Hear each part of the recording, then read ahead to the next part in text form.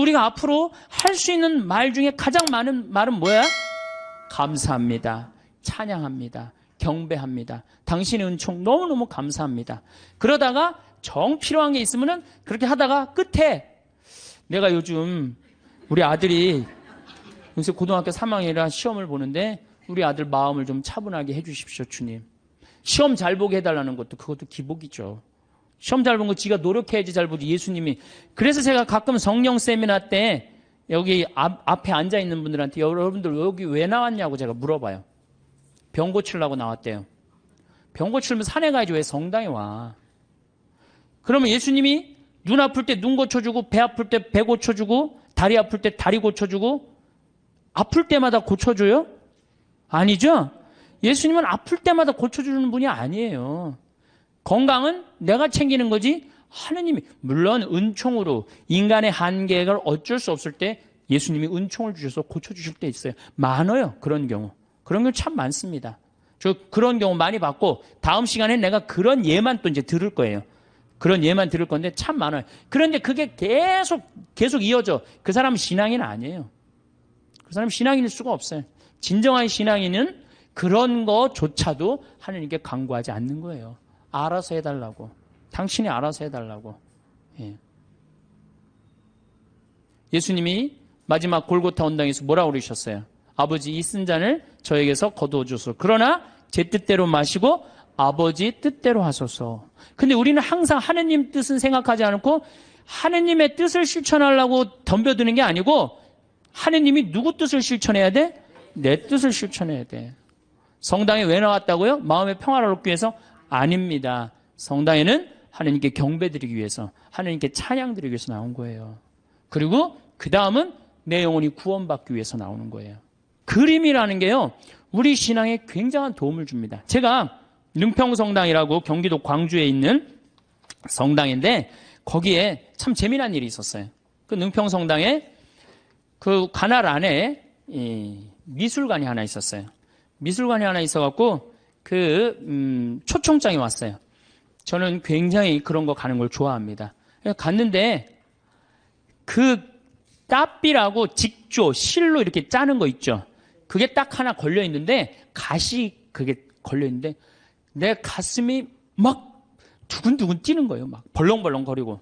제가 예술품을 보고 또 언제 벌렁벌렁 거렸느냐면은 석굴암을 보고 벌렁벌렁 거려서. 석굴암에 계신 부처님. 정말로 기가 막힌 작품이에요. 그 1500년 작품이지만은 가슴이 막 벌렁벌렁 뛰는 거예요. 그 석가모니의 그 부처님의 그 인자한 눈, 편안한 몸. 아, 정말 우리나라 사람들 대단한 정말 예술을 갖고 있는 거예요. 내가 그 석가모니 안에, 석굴암 안에 있는 부처님을 보면서 진짜 가슴이 벌렁벌렁 거렸어요. 그리고 난 다음에 또 그 가시관을 보고 가슴이 벌렁벌렁 거렸어요. 그래서 이 작품 하시는 교수님이 홍익대학 송번수라는 교수님인데 내가 그 교수님한테 그랬어요. 나는 이 작품 보고 너무너무 가슴이 떴는데 당신의 이런 기가 막힌 작품을 내가 성당을 곧 질 텐데 내 성당에다가 하느님께 봉헌하고 싶다. 그리고 이제 1년 반이 지났어요. 1년 반이 지나고 난 다음에 성당이 이제 설계가 나왔을 때 설계와 동시에 갔어요. 내가 성당을 짓는데 교수님 작품을 걸고 싶다고 얘기를 하지 않았느냐. 이제 걸고 싶다.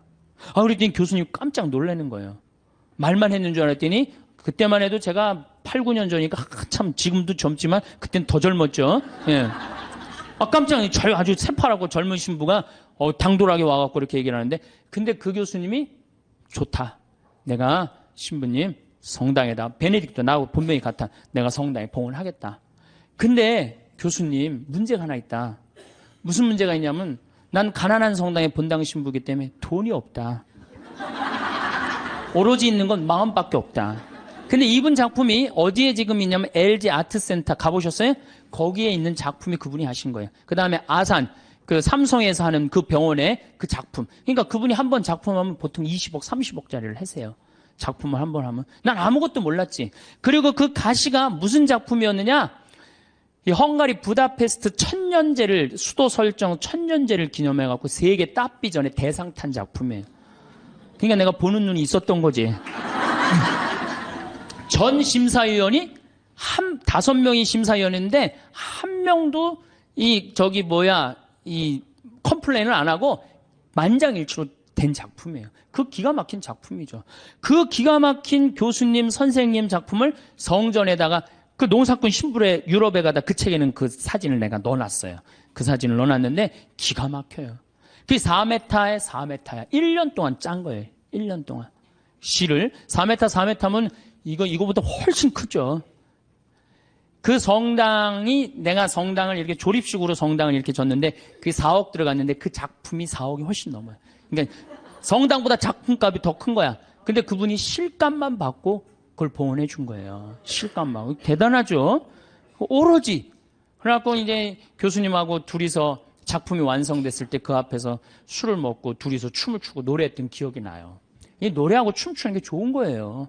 그래서 그 머리 하얀 교수님하고 새파란 신부하고 정말로 제 인생의 큰 추억이에요. 아주 큰 추억이에요. 우리가 기도할 때 숨을 잘 쉬면서 기도해야 되거든요. 하느님이 인간을 창조하시고 뭐를 불어넣으셨다고 그래요? 숨을 불어넣었다. 그러니까 내가 숨 쉬는 걸 숨이 들어오자마자부터 내가 쉬기 생명이 이게 뛰기 시작한 거란 말이야. 그러니까 내가 지금 숨 쉬는 거는 하느님의 생명을 쉬는 거예요. 그러니까 숨을 잘 쉬어야 돼요. 더욱이 신앙인들이라면 1년 세례받은 지 1년 지난 사람의 숨하고 10년 지난 사람의 숨하고는 틀려야 돼요. 또 20년 성당 다닌 사람은 숨은 또 틀려야 돼. 1년 지난 사람은 숨을 1초에 한 번 쉰다면 10년 지난 사람은 10초에 한 번 쉴 줄 알아야 돼요. 그만큼 숨을 잘 쉬어야 돼요. 숨을 쉴 때는 코나 입으로 해갖고 심장으로 해서 비장으로 해서 대장으로 해서 간으로 해서 폐로 이런 공간으로 이렇게 다 구석구석에 숨을 다 넣어줘야지 이 안에 생명, 하느님의 생명이 살아 숨쉬는 거예요. 그런데 우리 천주교는 10년을 다니든 20년을 다니든 숨 제대로 쉬어요? 여기 자매님들 부부싸움 할 때 숨 쉬고 싸워요? 어떻게 싸워요? 숨을 목에다가 걸어놓고 싸우죠? 그래갖고 어떻게 따다다다다 하잖아. 당신이 뭐 나한테 해준 게 뭐 있어? 시집어갖고 그냥 1시간 동안 목에다 걸어놓으니까 1시간 정도 지나면 얼굴이 어떻게 돼요? 빨개져. 여기만 그 숨이 꽉 찬 거예요. 이게 여기 다 내려갔다 올라와야 되는데 그러니까 1시간 동안 숨을 안 쉬면 어떻게 돼? 이 아래가 죽는 거예요. 공기가 안 들어가는데 하느님의 생명이 안 들어가는데 살을 것 같아요? 죽을 것 같아요? 죽어요. 그래서 화병이 걸리는 거예요. 여러분들 중에 막 속이 답답하고 막 여기가 막 계속 아프고 땡기고 이러는 분들 있죠? 왜 그럴 것 같아요? 숨을 안 쉬고 살아서 그래요. 그러니까 천주교들은 부부싸움 할 때도 이거 숨 싸우는 게 틀려야 돼. 숨을 제대로 쉬고 싸워야 돼. 당신이 말이야, 내가 시집 와갖고 말이야,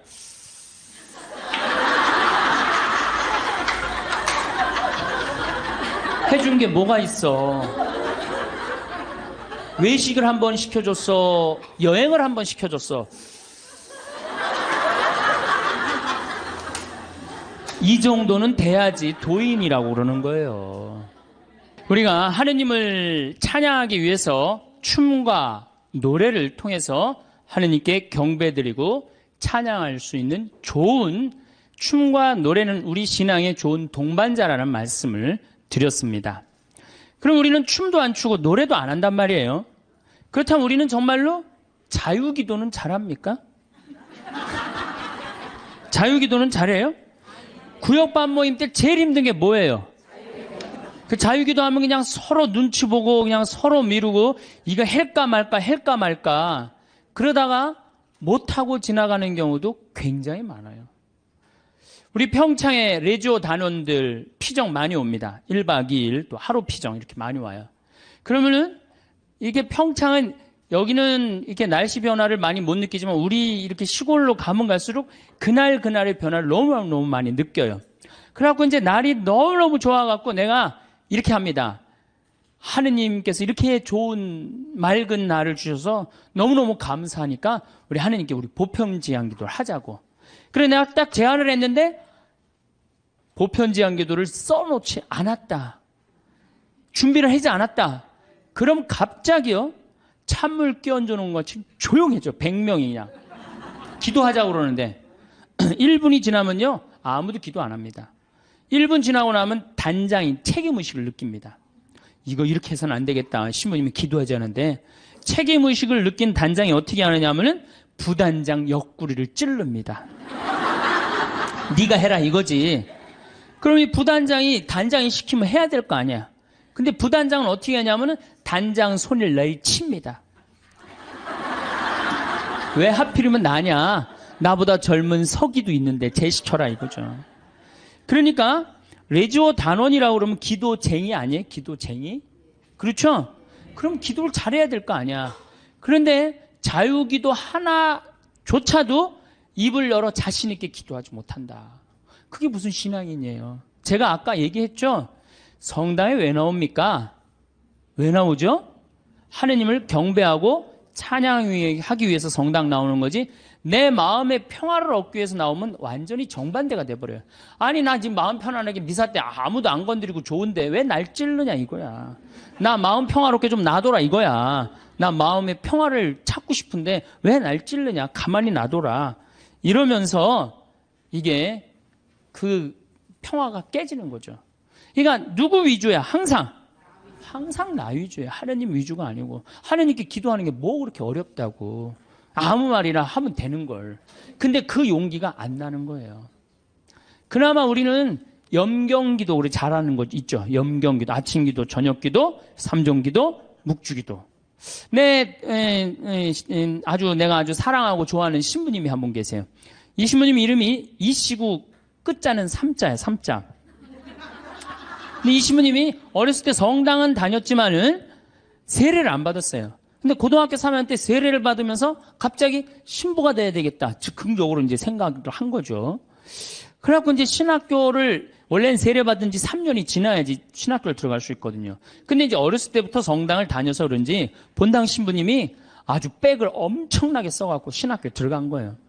어쨌든 뭐 신학교는 들어왔는데 신학교 오니까 당황스러운 게 너무 많더래요. 기도문도 다 제대로 못 외우지. 근데 다른 뭐 신학생들은 서울신학교 다녔는데 다른 신학생 너무너무 잘 외우더래. 제일 당황스러운 게 삼종기도래. 삼종기도. 보면 그냥 서서 그냥 주님의 천사가 마리아께 아뢰니 성령으로 잉태하셨나이다. 애들이 술술술 했는데 자기는 하나도 모르겠더래요. 그냥 맨날 입 다물고 있으니 얼마나 창피해. 내가 이걸 외워야 되겠다. 그래갖고 맨날 화장실 가서 외웠대요. 주님의 천사가 마리아께 아뢰니 성령으로 잉태하셨나이다. 주님의 종이 오니 그대로 저의 이의 말씀이 살 우리 가운데 막 이제 완벽하게 외웠대요. 그래갖고 이제 완벽하게 외워갖고 딱 하려고 했더니 갑자기 천상에 모여 기뻐하소서 알렐루야를 하더래요. 부활식이나 삼종기도가 바뀐 거야. 이거 참, 이 신학생도 이렇게 이게 염경기도도 어려우니 자유기도는 천주교 교우들한텐 더 멀고 험한 길이죠. 그러니까 입을 열어서 이게 우리가 자유기도도 못하는 거예요. 자유기도를 못할 양이면 우리 신앙의 성공조들이 한 시편이라도 좀 제대로 외워야 되는데, 시편 하나 마음속으로 외워갖고 답답할 때 그런 시편 하나도 성당에서 못한단 말이야. 시편 하나도. 그저 그냥 성당에 앉아갖고 이거 해주십시오, 저거 해주십시오, 이거 잘못했습니다, 다시는 안 그러겠습니다. 얼마나 이게 낮은 신앙의 영혼을 가지고 있는 건데요. 발전이 없잖아요. 시편 8편. 인간이 무엇이기에 이토록 기억해 주십니까? 사람이 무엇이기에 이토록 돌봐 주십니까? 얼마나 좋아요. 그럼 하나만 외워도 얼마나 좋아요. 그렇죠? 시편 16편. 하느님 저를 지켜줘서 당신께 피신합니다. 주님께 아뢰입니다. 당신은 저의 주님, 저의 행복, 당신밖에 없습니다. 막 세상 사람들 속색이고 그러면은 이런 거 한 편 외우면 얼마나. 당신의 행복, 주님께 피신함이 훨씬 낫다. 사람을 믿기보다 훨씬 낫다. 주님, 당신은 저의 행복입니다. 얼마나 좋아요. 시편 19편, 제가 제일 좋아하는 거예요. 하늘은 하느님의 영광을 이야기하고 창공은 그분 손에 솜씨를 알리네. 낮은 낮에게 말을 건네고 밤은 밤에게 지식을 전하네. 말도 없고 이야기도 없으며 그들 목소리조차 들리지 않지만 그 소리는 온 땅으로, 그 말은 누리 끝까지 퍼져나가네. 저는 이 시편을 왜 좋아하느냐면요, 제가 이렇게 자연 안에서 살면서 느끼는 게 뭐냐면 하느님의 소리 없어요. 그렇지만 그 기운이 온 누리에 퍼져 있는 걸 느껴요. 이게 하느님의 소리가 비록 소리도 없지만 이 온 세상으로 퍼져가는구나. 낮은 낮에게 말을 전하고 밤은 밤에게 지식을 전하고. 얼마나 좋은 시편이에요. 온누리에 하느님의 기운이 들어있고 그게 말로 한다고 여러분들 하느님을 느끼는 게 말로 들려요? 그냥 온몸으로 느끼는 거지 하느님의 존재가. 이 정말로 좋은 시편이에요. 또 아까도 말했지 유명한 시편 정 외울 자신 없으면 이거라도 외워. 주님은 나의 목자 나는 아쉬울 것 없노라. 푸른 풀밭에 나를 쉬게 하시고 잔잔한 물가로 나를 이끄시어 내 영혼에 생기를 돋주시고 바른 길로 나를 끌어주시니 당신 이름 때문이어라. 이런 거 하나. 그러니까 시편을 늘 그러니까 의무로 시편을 하지 말고 그냥 하나씩 이렇게 외워둬요. 그러면 신앙에 굉장한 도움이 돼요. 내가 기도하는데도 도움이 되고. 또 제가 서품 때 한 시편이에요. 주님을 찬송하여라. 좋으신 분이시다. 주님의 사랑은 지금 바뀌었는데 옛날에는 주님의 사랑은 영원하시다. 영원한 사랑 얼마나 좋아요. 지금은 주님의 자애는 영원하시다. 이렇게 말했어요. 공경송에서 내가 주님께 불렀더니 주님께서 응답하시고 나를 넓은 곳으로 이끄셨네. 주님께서 나를 위하시니 나는 두렵지 않네. 사람이 나에게 무엇을 할까 보냐. 주님은 나를 도우시는 분이시니 나를 미워하는 자들을 나는 내려다보리라. 주님께 피신함이 더 낫네. 사람을 믿기보다. 주님께 피신함이 더 낫네. 제후들을 믿기보다. 주님이 최고란 얘기죠. 주님께서 나를 도우셨네. 주님은 나의 힘. 좋잖아요. 주님은 나의 힘, 나의 굳셈, 나의 구원이 되어주셨네. 당신은 저의 하느님, 당신을 찬송합니다. 저의 하느님, 당신을 높이 기립니다. 주님을 찬송하여라. 좋으신 분이시다. 그의 사랑은 영원하시다. 얼마나 좋아요. 이런 거 한두 개는 외워야 될 거 아니야. 10년, 20년 다녔으면. 10년, 20년 다니고 이런 거 하나 못 외우고 그러고 앉아있으면 그게 무슨 신앙의 깊이가 들어가겠어요. 그리고 지금 여기서 아멘, 아멘 하는데 내가 아마 교회 가서 이거 지금 아까부터 한 강의 지금까지 했으면 아멘이 한 100번은 더 나왔을 거야. 이제 조금씩 나오기 시작하네. 이제 아멘이. 저는 미사 때요, 제일 즐거운 시간이 언제냐면 응송할 때예요. 얼마나 아름다워요. 그 시편이. 구절구절이 다 마음에 얼마나. 오늘 여러분들 그 시편, 오늘 미사 시편이 뭐냐면 주님께서 당신 소유로 뽑으신 백성은 행복하여라. 행복하여라. 주님을 하느님으로 모시는 민족. 그분께서 당신 소유로 뽑으신 백성, 주님께서는 하늘에서 살피시며 모든 사람을 바라보시도다. 우리의 영혼은 주님을 기다리니 그분은 우리의 도움, 우리의 방패시로다. 주님 안에서 우리 마음이 기뻐하고 그분의 거룩하신 이름을 우리가 신뢰하는도다. 이 매일 드리는 미사가 기적이요, 아름다운 찬미의 시간이야. 근데 우리가 의식을 하고 드려요, 안 하고 드려요? 의식을 안. 그래서 그 죽은 전례라고 그러는 거예요. 저는 독서를 읽고 제일 기다려지는 시간이 시편이에요. 그래서 사회자가 그걸 하지만 전 속으로 합니다. 전 2번 정도를 봐요. 너무 소중하니까. 그런 시편을 매일매일 우리는 하고 있단 말이야. 매일매일 소중한 시편을 하고 있는데 시편 시간만 되면 교우들이 지루해 한단 말이야. 이게 언제 끝나나.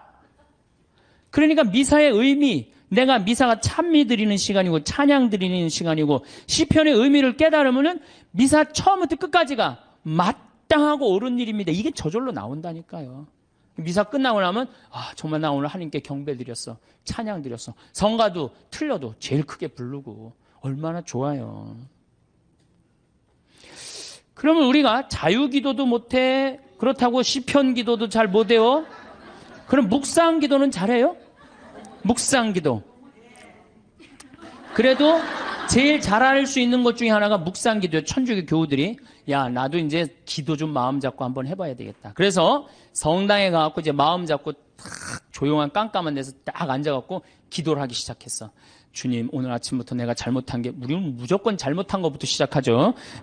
하느님께 감사하고 찬양하고 그 다음에 잘못한 걸 생각해야 되는데 우리는 성당에 앉자마자부터 뭐해? 아침부터 내가 누구 마음 상처 준 건 없나 이런 거 생각하고. 그러니까 찬양이 자꾸 밀리는 거야. 제일 먼저 기도는 뭐부터 해야 돼?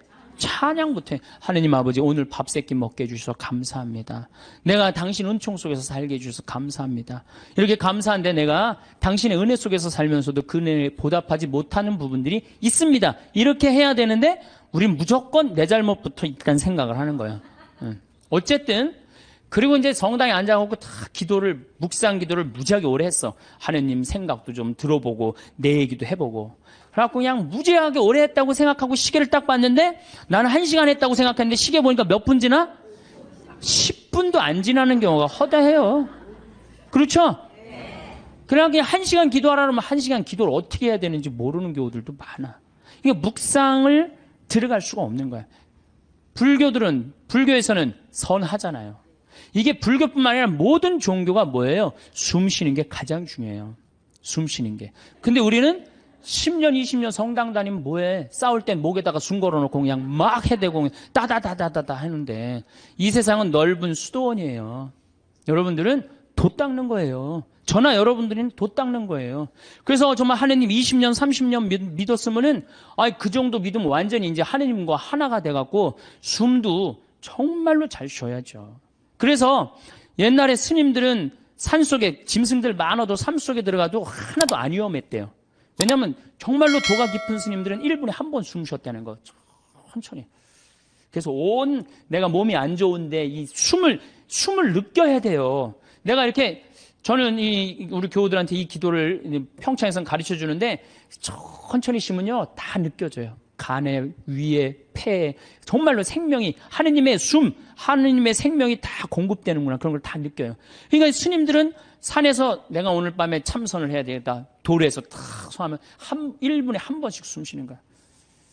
그럼 짐승들이 스님을 공격하다가 같이 숨을 맞추는 거야. 1분에 한 번씩 자기도 쉬는 거야. 새벽에 깨보면 다 죽어 있는 거야. 얘네들이 숨을 제대로 못 쉬어갖고. 그러니까 옛날에 스님들은 아무리 깊은 산 속에서도 위험하지가 않았다는 거예요. 그게 도로 가는 길이에요. 근데 우리는 뭐야? 우리는 춤도 안 춰, 노래도 안 해, 자유기도도 할 줄 몰라, 시편도 외울 줄 몰라, 그렇다고 묵상기도도 할 줄 몰라. 아니 성당에서 맨날 기도와 열심히 하라고 그러는데 도대체 어떻게 해야 되는 거야? 기도하는 방법을 알려줘야 될 거 아니야. 아니 고기 잡으려면 고기 잡는 법을 알려줘야 될 거 아니야.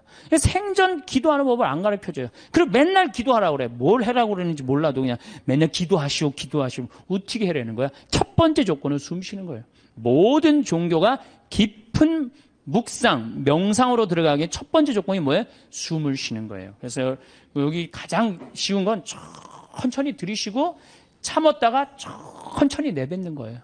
그게 되면은 마음이 안정이 돼요. 그렇게 한 15분 정도 하고 나면은 그 다음에는 참 고요해져요. 고요해지면 그때는 하느님의 소리를 들을 수 있는 거예요. 내가 막 정신이 없고 막 닭똥집도 생각나고 막 화도 나고 그러는데 하느님의 소리가 들릴 것 같아요? 안 들릴 것 같아요? 안 들립니다. 내가 완전히 고요한 상태, 엘리야가 고요한 상태에서 하느님을 만났듯이 나도 완전히 고요한 상태에서 하느님을 만나야 돼. 그러려면 1시간 정도 걸린단 말이에요.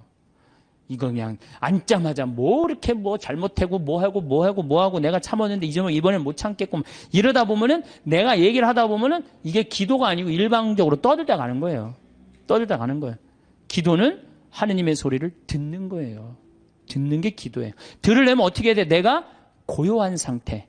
다른 어떤 것도 나를 건드리지도 못하는 상태. 그래야지 영원한 하느님을 조금이라도 느낄 수 있고 맛볼 수 있죠. 그러니까 앞으로는 부부싸움 할 때도 어떻게 해? 숨을 쉬면서 싸우란 말이에요. 숨을 쉬면서. 그러면은 여보 당신 성당 열심히 나가더니 완전히 이제 당신 달라졌네. 얼굴이 빨개지더니 이제 얼굴도 편안하고 싸울 때. 그리고 이거 당신 1시간 10분이면 다 쏟아낼 얘기를 1시간에 천천히 하니까 나도 마음이 그래 내가 잘못한 것 같아. 이러지. 이건 말할 시간도 없이 그냥 따다다다다다 해대면은 성당 단위나 많아져. 그렇죠? 여러분들은 넓은 수도원에 사는 구도자들이에요. 저도 마찬가지고. 그러니까 이제는 숨을 잘 쉬시기 바랍니다. 어떻게? 당신이 말이야. 내가 시집 와갖고 말이야.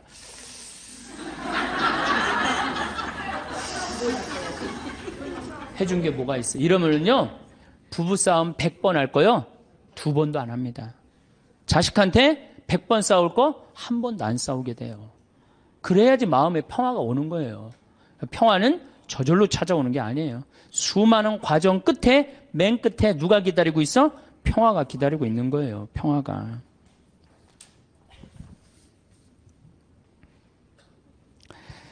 자, 이제 춤도 안 춰, 노래도 안 불러, 자유기도도 할 줄 몰라?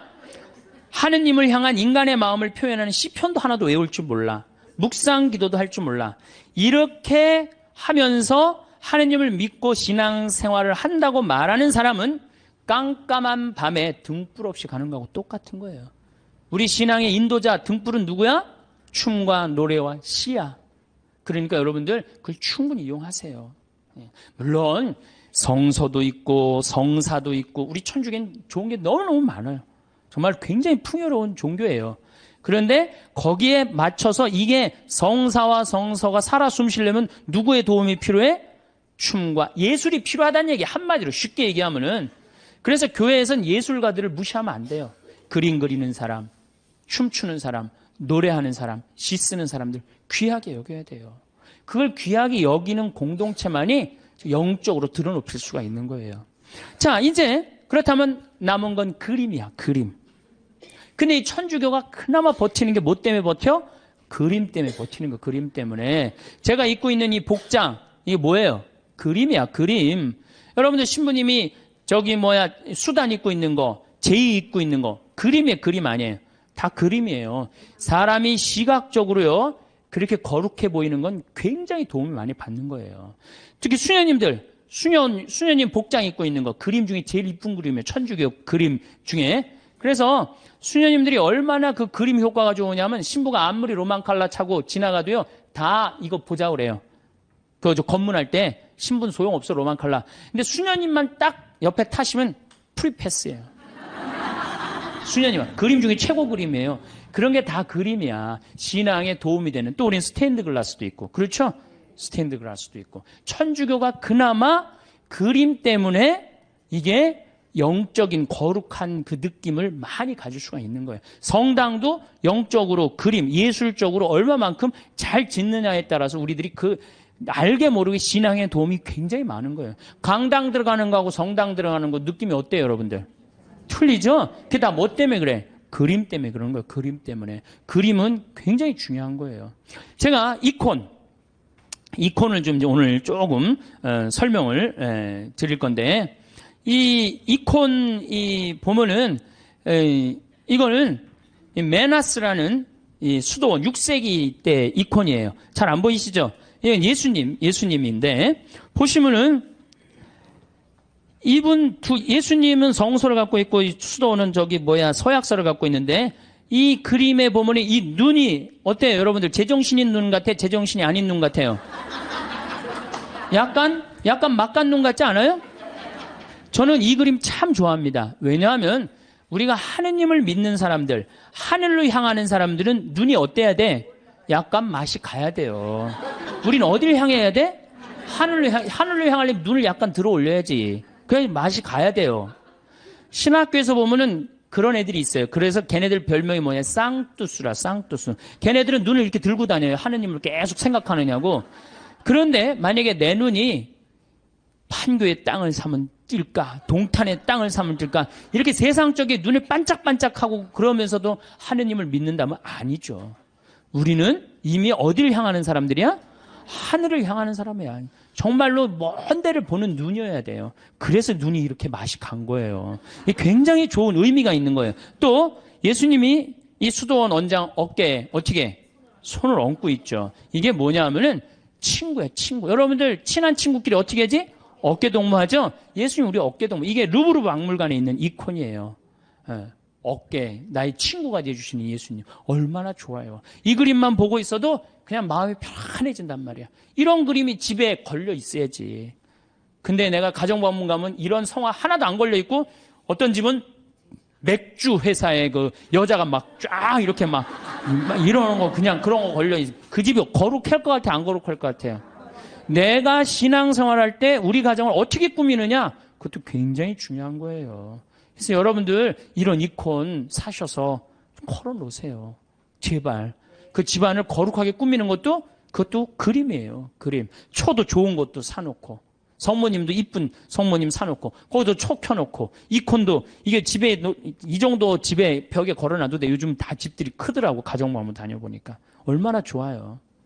요거는 돌아온 탕자. 잘 안 보이시죠? 네, 평창에 오세요. 네, 평창에 오면은 이걸 놓고 기도하니까 이거는 돌아온 탕자예요. 이건 람브란트라는 분의 이건 상트페테르부르크의 카잔 성당에 있는 이콘이에요. 여러분들이 탕자, 예수님이 탕자 얘기를 했지만 저는 이 탕자가 참 나쁜 놈이라고 생각해요. 아버지가 살아있는데 재산 달라고 그랬잖아요. 그렇죠? 보통 재산은 언제 우리가 달라고 그러죠? 돌아가실 때 달라고 그랬는데 살아있을 때 달라고 그래. 살아있을 때 달라고 그러고 어떻게? 이걸 갖고 나가서 흥청망청 썼어요. 그리고 돌아올 때 왜 이 아들이 돌아와요? 배가 고파서 돌아옵니다. 뭐라 그래? 아버지 집에 먹을 거 많은데. 그리고 돌아오는 거예요. 그런데 이 아버지는 그런 아들이 돌아온 것 자체만 해도 좋아요, 안 좋아요? 좋았던 거예요. 그래서 맨발로 쫓아나와갖고 아들을 끌어안는데 이 아버지가 지금 장님이에요. 눈을 감고 있어요. 어떻게? 네가 무슨 죄를 져도 돌아만 온다면 내가 너를 받아주마. 그리고 끌어안아. 눈 감아주마. 얼마나 좋은 그림이에요. 그 다음에 손은 한 손은 엄마 손, 한 손은 아빠 손이야. 아버지의 강인함으로, 어머니의 따뜻함으로 이젠 다시는 너를 세상 밖 죄악으로 난 너를 내보내지 않겠다. 다 끌어안아주는 거예요. 얼마나 이 품에 안겼을 때 얼마나 좋겠어요. 우리도 정말 세상 막 돌아다니다가 아버지 생각나고 돌아오면 아버지가 어떻게 해? 언제든지 이렇게 안아주시고 끌어안아 주신단 말이야. 이 띠를 뚫어서 죄 진 사람들, 다리는 신발 다 떨어져 갖고 그런데도 이 아들을 받아들인단 말이야. 그랬더니 큰 아들이 막 화를 내고 어두움 속에서 있어. 여러분들 마음 안에 미움, 질투, 시기가 있다면은 여러분은 항상 어디 속에서 살 것 같아요? 어둠 속, 기쁨으로 나올 수가 없어요. 기쁨으로 나올 수가 없어요. 그러니까 우리가 살아가면서 항상 기쁘게 살아야 돼. 기쁘게 살려면 누굴 미워하면은 미워하는 것도 습관이에요. 어떤 사람 보면 어떤 사람은 신학교 때도 어렸을 때 보면 주위 애들 막 욕했는데 아직도 만나도 욕해. 그 습관이에요, 습관. 근데 사람 안 미워하는 거 습관 들이면요, 세상 편안해요. 사람은 막 누군 왜 저러냐, 누군 왜 저러냐 그런 거 신경 안 쓰고 살면요, 세상 편안해요. 근데 큰 아들은 그걸 못했기 때문에 어둠 속에 있는 거예요. 어둠 속에. 여러분도 혹시 지금 어둠 속에 계신 분들 혹시 안 계세요? 빨리 빛으로 나오세요. 아버지의 빛으로. 이 그림만 봐도 우리가 기도할 수 있는 거예요. 이 그림만 봐도. 자, 그 다음에 이쪽 그림은 나의 왼편을 바라보시는 예수님이야. 왼편. 예. 이 왼편을 바라보시는 예수님, 이 그림도 전 참 좋아해요. 왜 좋아하냐면은 사람들은요, 항상 오른편을 좋아합니다. 잘생기고, 유명하고, 높고, 권력이 있고, 그런 거 좋죠? 여러분들 혹시 무슨 장관 알고 있다면, 나 그 사람 알아, 나 그 사람 밥 먹어서 무지하게 자랑하잖아요. 그렇죠? 유명한 사람 알고 있으면은, 그리고 멋있고 잘생긴 사람 좋아하게 돼 있어, 사람은 항상. 그런데 인간은 참 묘해요. 갑자기 그런 사람이 갑자기 흠이 하나 잡혔어. 그러면 그걸 핥히는 게 인간의 습성이에요. 끄집어내고. 아무도 나를 이해하지 못할 때 성당 앞에 가서 앉을 때 누가 나의 왼편을 바라봐줘요? 예수님만이 나의 더럽고 추악하고 정말로 드러내기 창피한 거를 예수님은 따뜻한 눈으로 바라봐 주신단 말이에요. 그러니 이 그림이 얼마나 좋은 그림이에요. 언제나 나의 단점을 얘기할 수 있는 그분. 얼마나 좋아요. 그림. 그래서 우리가 그림이 좋은 거예요. 이거는 내 발을 씻기신 예수님 얘기죠. 그렇죠? 예수님이고 베드로예요. 그런데 여러분들 발을 씻긴다. 뭐 우리가 전례적으로도 발 몇 번 씻겨보고 그랬죠? 그런 경험 있죠? 이스라엘에서 발을 씻긴다. 이건 종이 최고 밑으로 내려간 거예요. 얼마나 그 척박한 땅에 먼지가 얼마나 많아요. 그런데 베드로의 발을 씻긴다. 그런데 예수님의 얼굴이 베드로한테 안 가 있고 어디가 있냐면 베드로의 발에 입을 맞추고 있어요. 정말 예수님은 낮출 때까지 낮추고 계신 거예요. 그러니까 너무 감격한 베드로가 예수님을 끌어안죠. 자, 생각해 보세요. 내 친구가 돼서 어깨 동무를 해주고 내가 잘못할 때 돌아오면은 끌어안아주고 눈 감아주고 나의 왼편을 바라봐 주시고 내 발을 씻겨주신 예수님. 이 예수님한테 우리가 할 일이 뭐가 있을까요? 감사드리고 찬양 드려야지. 여기다 또 뭘 시켜? 우리 예수님 너무 시켜 먹는 거 아니에요? 이제 그만 시켜야 돼요. 여기 이제 예수님은 마지막에는 우리 인간을 위해서 어떻게 하셨어? 십자가에 당신의 목숨을 바치셨어요. 이 예수님께 우리가 경배드리지 않는다면, 우리가 이 예수님께 감사드리지 않는다면, 우리가 이 예수님께 찬양드리지 않는다면 우리가 무슨 신앙인이에요. 우리들은 성당에 나오는 이유가 마음의 평화를 얻기 위해서 나오는 거 아니에요. 이 받은 은혜가 너무 많은 예수님께 감사드리고 찬양드리기 위해서 나온 거예요. 여러분들, 이제는요, 여러분들이 예수를 사랑하시면 좋을 것 같아요. 예수를. 그래서 이제 성가도, 춤도, 노래도, 시도, 열심히, 그림도 열심히 하는 그런 사람들이 될 때 우리가 하느님께 다가가는 거예요. 제가 우리 교우들한테 이런 이제 강의를 이제 한 지가 한 2달 정도, 2달 전부터 이런 강의를 제가 시작을 했어요. 왜 이런 강의를 제가 하기 시작을 했느냐면은 지금 이슬람교가 천주교를 앞질렀습니다. 이슬람교가 인구 면에 있어서 이슬람이 훨씬 많아요. 이슬람을 가만히 들여다보니까 철저해요. 신앙생활을 철저하게 해요. 신앙생활을. 근데 천주교를 보니까 점점 더 느슨해져.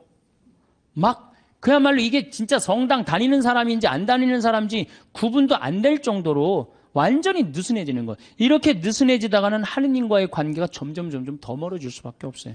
우리도 철저하게 신앙생활, 하느님을 믿는, 우리 신앙 성도들은 하느님을 믿는다는 이유 하나로 어떻게 살으셨어요? 이 순교자성을. 죽는 게 문제가 아니고, 죽는 건 뭐 그냥 죽으면 되는 건데, 어떻게 다 산속으로 다 피해 들어갔어요. 옛날에 다 양반집이 다 믿었죠? 산속으로 들어가면은 출세할 길이 있어요, 없어요? 출세할 길이 없어요. 그래서 100년 동안 출세를 못했어요. 천주교 교우들은 100년 동안 세상에 나오지 못했다고 하느님을 믿는다는 이유 하나로. 하느님을 믿는다는 이유 하나로. 근데 우리는 요즘 자녀들한테 신앙교육을 어떻게 시켜요? 고등학교 3학년만 되면은 성당 안 나가면 슬그머니 눈 감아버린단 말이에요. 1년 동안만 네가. 그러니까 이게 하느님을 왜 믿는지를 모르는 거지. 뭐가 중요한지 모르는 거지.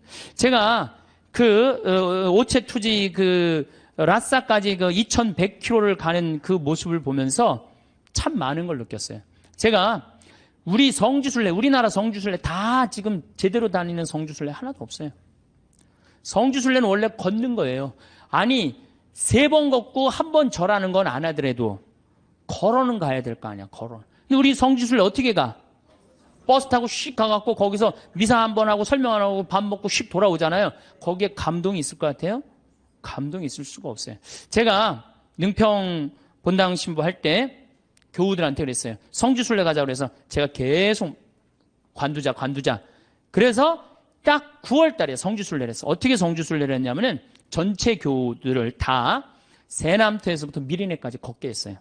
세남터에서 미리네까지. 어떻게 걷게?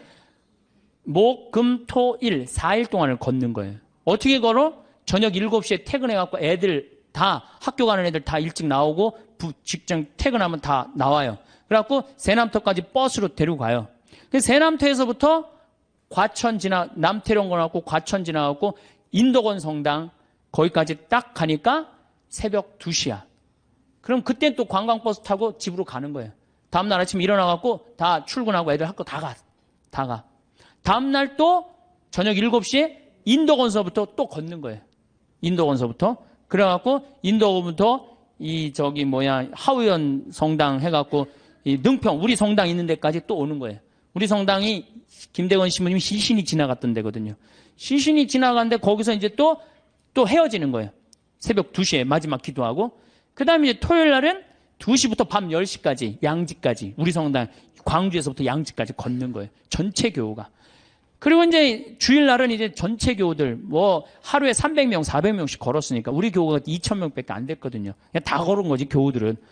그래갖고 이제 마지막 날은 양지에서부터 삼도고개 넘어가고 미리네 이제 김대원 신부님 무덤 앞에 가갖고 무릎을 꿇고 다 신부님 앞에서 조배를 하는데 다 우는 거예요. 교우들이. 그게 성지순례라는 거예요. 그게. 우리 너무 쉽게 신앙생활해요 요즘. 그냥 거저하는 거 거저. 그러니까 쉽게 신앙생활하니까 하느님을 깊게 느끼지도 못하고 쉽게 떠나고. 그래서 여러분들 이제는 신앙생활의 본질을 우리가 잡아야 돼요. 그건 너무너무 쉬워요. 천주교 요리문답 1조만 생각하면 돼. 사람이 무엇을 위하여 낳느냐? 천주를 알아 공경하고 자기의 구원을 위하여 낳느니라. 그래서 이제 천주님을 공경하는 데는 우리가 뭘 해야 돼? 찬양. 성가 부르고 춤춰드리고, 춤은 밤 10시에 성당 가서 이제 다 문 걸어 잠고 추세요. 예? 밤 10시에. 예. 그리고 성가도 그래요. 저는 성가를 혼자서 성당에서 1시간씩 부르는 걸 참 좋아해요. 그냥 내가 아는 노래 그냥 다 부르는 거예요. 성당에서. 뭐 요즘은 뭐 성당 교우들이 많이 와갖고 잘 부르지는 못하지만은 그래도 옛날에는 성가 1시간, 2시간 부르고 나면 그렇게 행복해요. 그러니까 여러분들도 그렇게 성가 부르세요. 그리고 집에서도 불러 좀. 제발. 오늘 밤에 당장에 순교자 성월이니까 장하다, 순교자, 설아벌, 예터절에 저녁에 집에서 부르란 말이에요. 예? 그래야만이 내가 신앙이 뜨거워지는 거예요. 예. 그럼 막 성가 부르는데 막 밤 9시, 막 9시 반 막 너무 뜨거워. 그럼 바로 그 뜨거운 마음을 성당에 가갖고 제일 예쁜 옷을 입고 가갖고 딱 춤추고 딱 들어오란 말이야. 그러면은 하느님과의 관계가 제대로 형성이 되는 거예요. 그리고 여러분들 시편 기도 좀 하고, 아침에 일어나고 하나, 그 시편 다 처음부터 끝까지 읽지 마시고 하나만 펴도 좋은 내용이 너무너무 많아요. 그냥 내 마음을 그대로 표현하는 시편들이 천재야. 150편까지 여러분들 보십시오. 아주 기가 막힙니다. 그러니까 시편 하나씩 읽고 얼마나 좋아요. 또 저녁에 주무실 때 어떻게 숨을 천천히 2번 들이쉬고 4번 내뱉고, 다음에 4번 들이쉬고 8번 내뱉고, 천천히 나눠서. 그러니까 숨 한 번 쉴 때 1분 내지 2분 정도 천천히. 그러면 내 마음이 온전히 고요해진단 말이에요. 그럴 때 마지막에 촛불 켜놓고 기도하고 주무신다면 여러분들이 정말 얼마나 행복하겠어요. 하느님과의 만남도 친숙해지고. 그거 너무너무 쉽죠. 그 다음에 그림. 이제 집에 가고 맥주 그 사진은 다 떼어버리고 이콘. 이거 좀 비쌀 거예요. 뭐 한 2만 원, 3만 원 정도 될 거예요. 비싸지도 않지 사실은. 2만 원, 3만 원 하면은 그거 사다가 아이 방에도 하나 걸어주고, 그 다음에 어디야 집에도 거실에도 하나 걸고, 이렇게 여러분들이 집안을 거룩하게 가꾸고 신앙의 분위기로 완전히 돌려놓을 때 여러분들은 정말로 신앙인다운, 예수님 보시기 이쁜 그런 신앙인이 될 수 있습니다. 시간이 지날수록 계속 만나야 하나를 고민하게 되는 사람이 있습니다. 친구니까 거리만 좀 두면 되지 않을까요? 물론 그런 사람도 있지만 아예 빨리 결단을 내려야 할 사람도 있습니다. 인간은 혼자서는 살아갈 수 없는 존재이지만 나에게 악영향을 미치는 사람과 억지로 관계를 이어나갈 필요는 없습니다. 모든 인연을 감수하려 하면 인생이 남루하고 괴롭습니다. 오랜 친구니까 무조건 참거나 받아들여라. 만난 시간이 중요한 게 아닙니다. 감당하기 어려운 인연은 적절히 손절하는 것이 좋습니다. 나중에 후회해봐야 뒤늦게 발견된 암세포와도 같습니다. 빠르게 잘라내야만 내가 살 수 있습니다. 우리는 인연을 맺음으로써 도움을 받기도 하지만 그에 못지않게 피해도 많이 당하는데, 대부분의 피해는 진실 없는 사람에게 진실을 쏟아부은 대가로 받는 벌입니다. 어떤 인연을 만나고 맺느냐에 따라서 내 행복과 불행이 결정됩니다. 여러분 가까이 있는 사람들이 여러분 인생을 만듭니다. 인생을 살아보니 인연은 아름답기도 하고 감사하기도 하고 불편하기도 고통스럽기도 합니다. 나이 들수록 아름답고 감사한 인연들만 안고 가셔야 됩니다. 운명은 타고 나는 것이지만 팔자는 만들어가는 것입니다. 맞지 않는 인연의 끈을 놓지 못하고 끝까지 잡고 계시면 자기 팔자 자기가 꼬는 겁니다. 때문에 여러분의 방에 절대 아무나 들여서는 안 됩니다. 오늘 말씀드릴 유형의 사람은 오랜 친구라도 반드시 인연을 끊어야 되는 사람입니다. 그냥 평생 가까이 두지 않는 것이 낫다고까지 말씀드릴 수 있습니다. 영상을 끝까지 시청하셔서 더 이상 인간관계 때문에 나의 귀한 시간과 감정 낭비하지 않으셨으면 합니다. 첫 번째는 얻어먹기만 하는 사람입니다. 살다 보면 남에게 베풀 줄은 전혀 모르고 얻어먹기만 하는 사람들이 있습니다. 이런 사람들은 처음 한두 번은 내가 베풀 수 있어도 계속되면 온갖 정이 떨어지고 결국엔 질려버리고 맙니다. 상대가 좋은 차 탄다고, 돈 제일 많이 번다고 이유를 대며 계속 얻어먹습니다. 다른 사람이 잘 된 것이 자기 덕분인 양주인 행세하는 그 거지근성은 어디에서 나온 것인지 참 궁금합니다. 권리도 아닌데 권리인 양 착각하는 사람들은 인격이 미성숙한 사람입니다. 받는 게 당연한 줄로만 알고 나중에 안 주면 오히려 역정을 냅니다. 호의가 계속되면 호구가 된다는 말이 딱 이런 사람들 상대로 맞는 말입니다. 그들을 자세히 살펴보면 평소 자기가 하고 싶은 것들은 모두 누리고 유독 사람을 만날 때만 돈이 없다고 말합니다. 친구의 양보만 원하니 어처구니가 없습니다. 이처럼 당연하게 얻어먹는 사람은 다른 사람이 이룬 성공은 함부로 폄하하면서 자기가 가진 것은 굉장히 귀하게 여기는 이기적인 사람입니다. 이런 친구 중 적지 않은 수는 내가 어려울 때 나 몰라라 할 가능성이 높습니다. 내 어려움을 안타까워하기보다 얻어먹을 대상 하나가 줄었다는 식입니다. 다만 내가 사면 상대도 반드시 사야 한다는 것이 아닙니다. 얻어먹기만 하려는 친구와 형편에 맞게 사려는 친구는 눈에 보입니다. 형편이 안 되는 친구는 돈 걱정 말고 몸만 오라고도 합니다. 그 마음이 와닿기 때문입니다. 얻어먹기만 하는 친구는 작은 이익에 집착하는 옹졸함과 이기적인 면이 관계를 해칩니다. 친구를 이용만 한다는 생각에 만남이 짜증스럽습니다. 이런 친구에게 쓰는 돈은 헛돈 쓰는 것과 같습니다. 차라리 어려운 사람에게 기부하는 것이 100번 낫습니다. 얻어먹기만 하고 베풀 줄 모르는 사람은 평생 가도 그 버릇을 못 고칩니다. 이런 사람을 가까이 하면 내 주머니만 가벼워지고 내게는 득될 것이 하나도 없음을 명심하셔야 됩니다. 두 번째는 부정적인 사람입니다. 만날 때마다 우울한 얘기, 힘든 얘기, 불평불만을 쏟아내는 사람입니다. 매번 들어주다 지쳐 해결 방안을 찾아주면 온갖 핑계를 대며 안 돼, 모태를 시전합니다. 새로운 가능성과 희망에 대해 얘기하는 상황에서도 이건 이래서 못한다. 그건 저래서 안 된다. 안 되는 이유들만 늘어놓습니다. 어떻게든 부정적인 흠만 후벼 파는 사람입니다. 즉, 나를 소모해서 자신을 충전시키는 에너지 뱀파이어 유형입니다. 곁에 두게 되면 제일 위험한 인물이라고도 할 수 있는데요. 부정적인 에너지는 반드시 서로 전염됩니다. 이 과정은 나도 모르게 일어나기 때문에 더더욱 알아차리기 힘듭니다. 이런 사람이 옆에 있으면 될 일도 안 됩니다. 부정적인 사람과 시간을 많이 보내게 되면 현상에 대한 객관화가 잘 안 돼서 바른 방향으로 가기가 어렵습니다. 즉, 호랑이 입에 여러분의 머리를 넣어선 안 된다는 말입니다.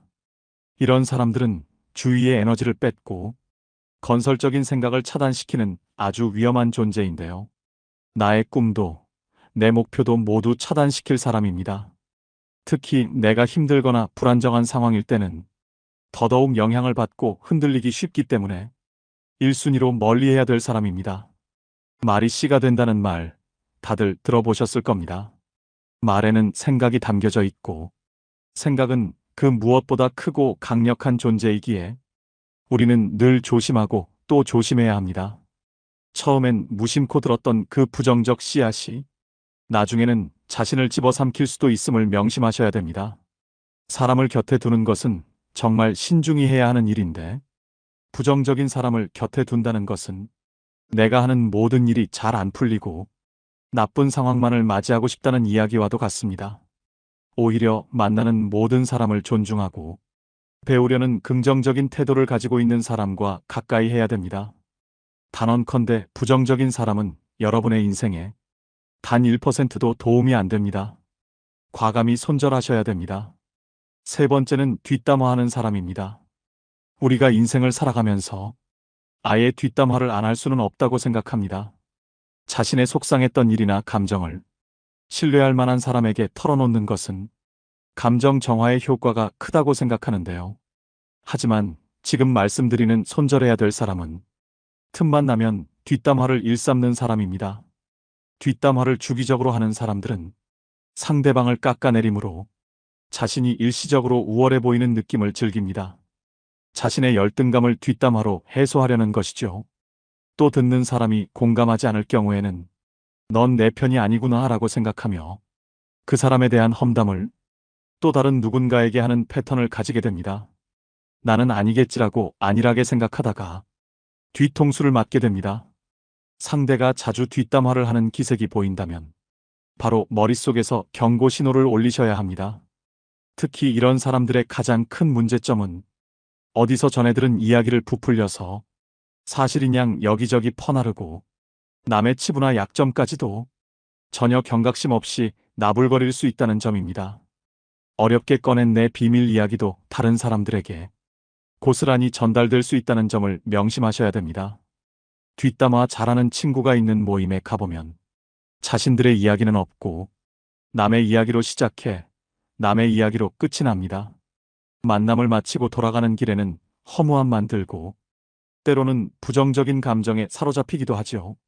이처럼 지나치게 남의 이야기를 입에 올리고 상대방의 단점만을 콕콕 집어내 험담을 일삼는 사람은 내 정신 건강에 해롭습니다.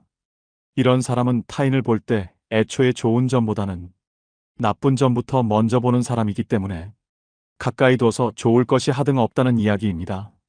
손절은 빠를수록 좋고 다들 아시겠지만 사람은 절대 바뀌지 않습니다. 관계를 개선하려는 노력 자체가 에너지 낭비입니다. 뒷담화를 일삼는 사람을 손절하는 것은 사람을 잃는 것이 아니라 내면의 평화를 챙기는 일임을 명심하셔야 됩니다. 네 번째는 가스라이팅을 일삼는 사람입니다. 뱀같이 교활하고 가스라이팅하는 사람을 잘못 만나면 인생 완전히 종치고 파탄납니다. 다른 유형의 사람들은 사람 자체가 악한 것은 아닐 수 있는데 이 유형의 사람들은 애초부터 타인을 조종하려는 악한 의도를 품고 있는 자들인데요. 가스라이터는 우리 일상생활에서 흔히 볼 수 있습니다. 너를 제일 잘 아는 사람은 나야. 다 널 생각해서 그러는 거야. 너 요즘 예민하다. 가스라이터들의 전형적인 화법입니다. 수많은 거짓말과 과장으로 자신에게 의지하게 만들고 다른 사람과의 관계를 끊게 합니다. 자기의 손바닥 위에 놓고 조종할 수 있는 만만한 사람을 호시탐탐 노립니다. 힘든 상황에 처한 사람들이 이들의 먹잇감이 되기 쉽습니다. 이들은 뱀처럼 교활한 속내를 지니고 있어서 본인의 이득을 위해서라면 타인이 어떻게 되든 전혀 상관하지 않고 자기 욕심과 이윤만을 채우기 위해 교묘하게 접근하는데요. 이런 악질인 가스라이터에게 휘둘리게 되면 결국 자기 자신을 믿지 못하게 되고 무능력하게 변하거나 의지가 사라집니다. 이럴수록 가스라이팅하는 사람에게 더욱 의지하게 되는 것이 문제입니다. 그렇기 때문에 이런 사람들은 잘 알아보시고 단칼에 잘라내셔야 합니다. 다섯 번째는 자기는 급이 다르다는 사람입니다. 오랜 친구의 경우 나이 들수록 사는 형편이 천차만별이 됩니다. 사회적 위치나 부에서 차이가 납니다. 동창 모임에 나가면 이런 차이는 확실히 체감됩니다. 어릴 적 순수했던 시절로 돌아가 이야기를 나누게 되지만 사실 너무 차이가 나면 불편한 것은 사실입니다. 사는 방식이 틀리다 보니 대화가 통하지 않기도 합니다. 이런 경우 친구를 존중하는 마음을 가진 사람들은 티를 내지 않으려고 노력합니다. 자신이 잘 사는 것에 대해 친구가 불편해할까봐, 혹시나 자신이 티 낼까봐 조심합니다. 반면 본인의 형편이 더 낫다고 친구를 깔보고 급을 나누는 사람이 있습니다. 심지어는 한참 즐겁게 대화하다가 이것 봐라라는 듯 친구의 행동을 어처구니 없다며 쳐다봅니다. 직장이었다면 나에게 이렇게 말하지 못한다. 직장에서의 직급을 친구 사이에서도 적용하나 봅니다. 친구를 마치 부하로 생각하는 듯한 언행을 하는 경우가 있습니다. 더 심한 건 그동안 몰랐지만 급을 나누고 있었다는 사실을 안 경우입니다. 예를 들어 친구를 자기 아래 급으로 여겨왔던 것처럼 한 계급 아래로 보는 말투, 난 너와 급이 다르다는 식으로 행동합니다. 한마디로 어디서 감히입니다. 이런 관계는 건강한 친구 관계라고 하기 어렵습니다. 어디 무서워서 쳐다보기라도 하겠습니까? 하루빨리 손절이 시급한 사람입니다. 이런 사람은 만날수록 스트레스만 받고 후회만 하게 됩니다. 여섯 번째는 전형적인 내로남불 유형인 사람입니다. 같은 상황 속에서도 나는 되고 너는 안 된다고 하는 사람들이 있습니다. 이런 사람 특징은 자기 자신에게는 한없이 관대하고 남에게는 옹졸해서 엄격한 잣대를 들이밀지요. 진정성숙하고 그릇이 넓은 사람이라면 이와는 반대로 적용합니다. 자기 자신은 엄격하게 돌아보고 다른 사람은 너그럽게 용서할 줄 알아야 합니다. 하지만 이런 내로남불 유형의 사람들은 남이 자기에게 하는 실수는 티끌만큼도 용납을 못하면서 자기가 저지른 잘못은 그럴 수도 있지라며 뻔뻔한 태도로 일관합니다. 또 이런 사람은 남에게 미안하다는 사과도 전혀 하지 않고 본인의 잘못을 인정할 줄도 모릅니다. 이런 사람을 두고 참으로 낯짝이 두껍다, 뻔뻔하다는 표현이 있는 것이겠지요. 그야말로 천상천하 유아독존의 제 잘난 맛에 사는 사람입니다. 애초에 자기를 향한 기준이 너무 관대하고 자기 객관화가 안 되는 사람이기 때문인데요. 이런 사람과 대화를 하다 보면 우라통이 치밀거나 속에 천불이 납니다. 이 사람과 똑같은 사람이 되기 싫어 꾹꾹 참으며 배려심 있게 행동하지만 결국 같은 상황이 되풀이되는 악순환입니다. 이런 사람과 엮이면 매우 피곤하고 아무리 말을 하고 설득을 해도 씨알도 먹히지 않기 때문에 그냥 차라리 조용히 손절을 하고 멀어지는 것이 내 심신 안정에 이로운 길입니다. 마지막 7번째는 시간이 아깝게 느껴지는 사람입니다. 의미 있는 만남인지 아는 방법은 무엇일까요? 누군가와 헤어져 집으로 갈 때 발걸음이 가볍고 기분이 좋다면 의미 있는 만남이라고 말합니다. 반대로 울적하고 함께 보낸 시간이 아깝게 느껴진다면 잘못된 만남으로, 이런 만남은 인생을 소모하고 있다는 찝찝함을 남기기 때문에 되도록 피하는 게 좋다고 당부드립니다. 시간을 헛되이 낭비할 바에는 친구를 잃는 쪽을 택하셔야 됩니다. 흘러간 시간은 돌이킬 수 없지만 친구는 새로 사귈 수 있기 때문입니다. 생각보다 인생은 짧습니다. 나이 먹을수록 시간의 의미를 깨닫고 만남을 소중히 여기게 됩니다. 이때 만남은 양이 아니라 질입니다. 사람을 만났는데 느낌이 싸하거나 거북하다면 일단 만남을 중단하는 것이 좋습니다. 이런 사람은 앞으로 위험을 몰고 올지도 모릅니다.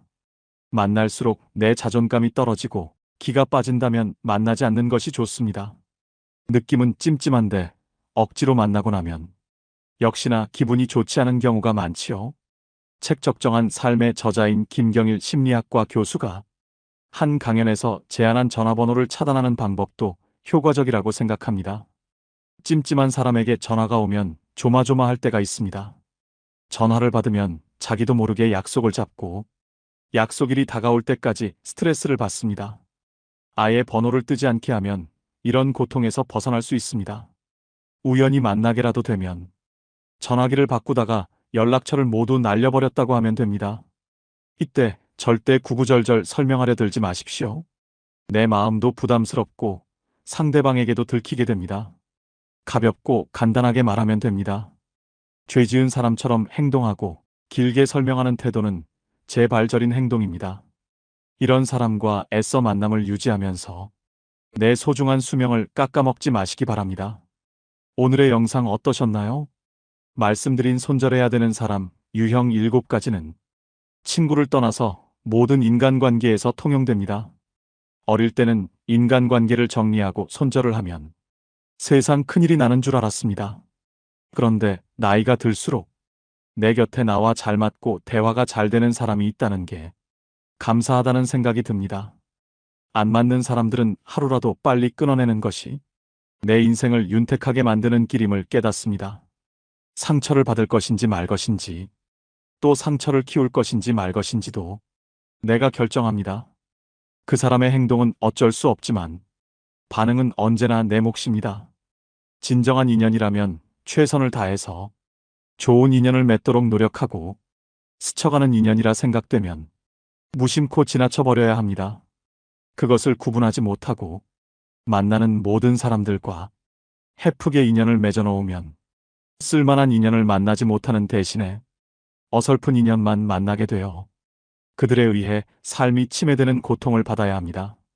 사람의 타고난 성격은 좀처럼 변하지 않으므로 고쳐 쓰기보다는 인연을 바꾸어 쓰는 것이 옳습니다. 즉, 덩굴손 나무는 가까이 두면 감고 올라가 해롭게 함으로 싹을 잘라버려야 함과 같지요. 물론 상대방이 한두 번 잘못했다고 가차없이 손절하라는 것은 아닙니다. 오랜 친구니까 그동안 이해하고 넘어갔던 부분이 많으실 겁니다. 많이 만나보고 심사숙고해서 내리는 결정입니다.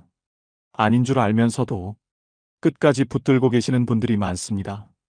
놓을 땐 놓을 줄도 알아야 됩니다. 모든 미련은 시절에 달린 것이며 언제 떠나느냐의 분기점이 다를 뿐입니다.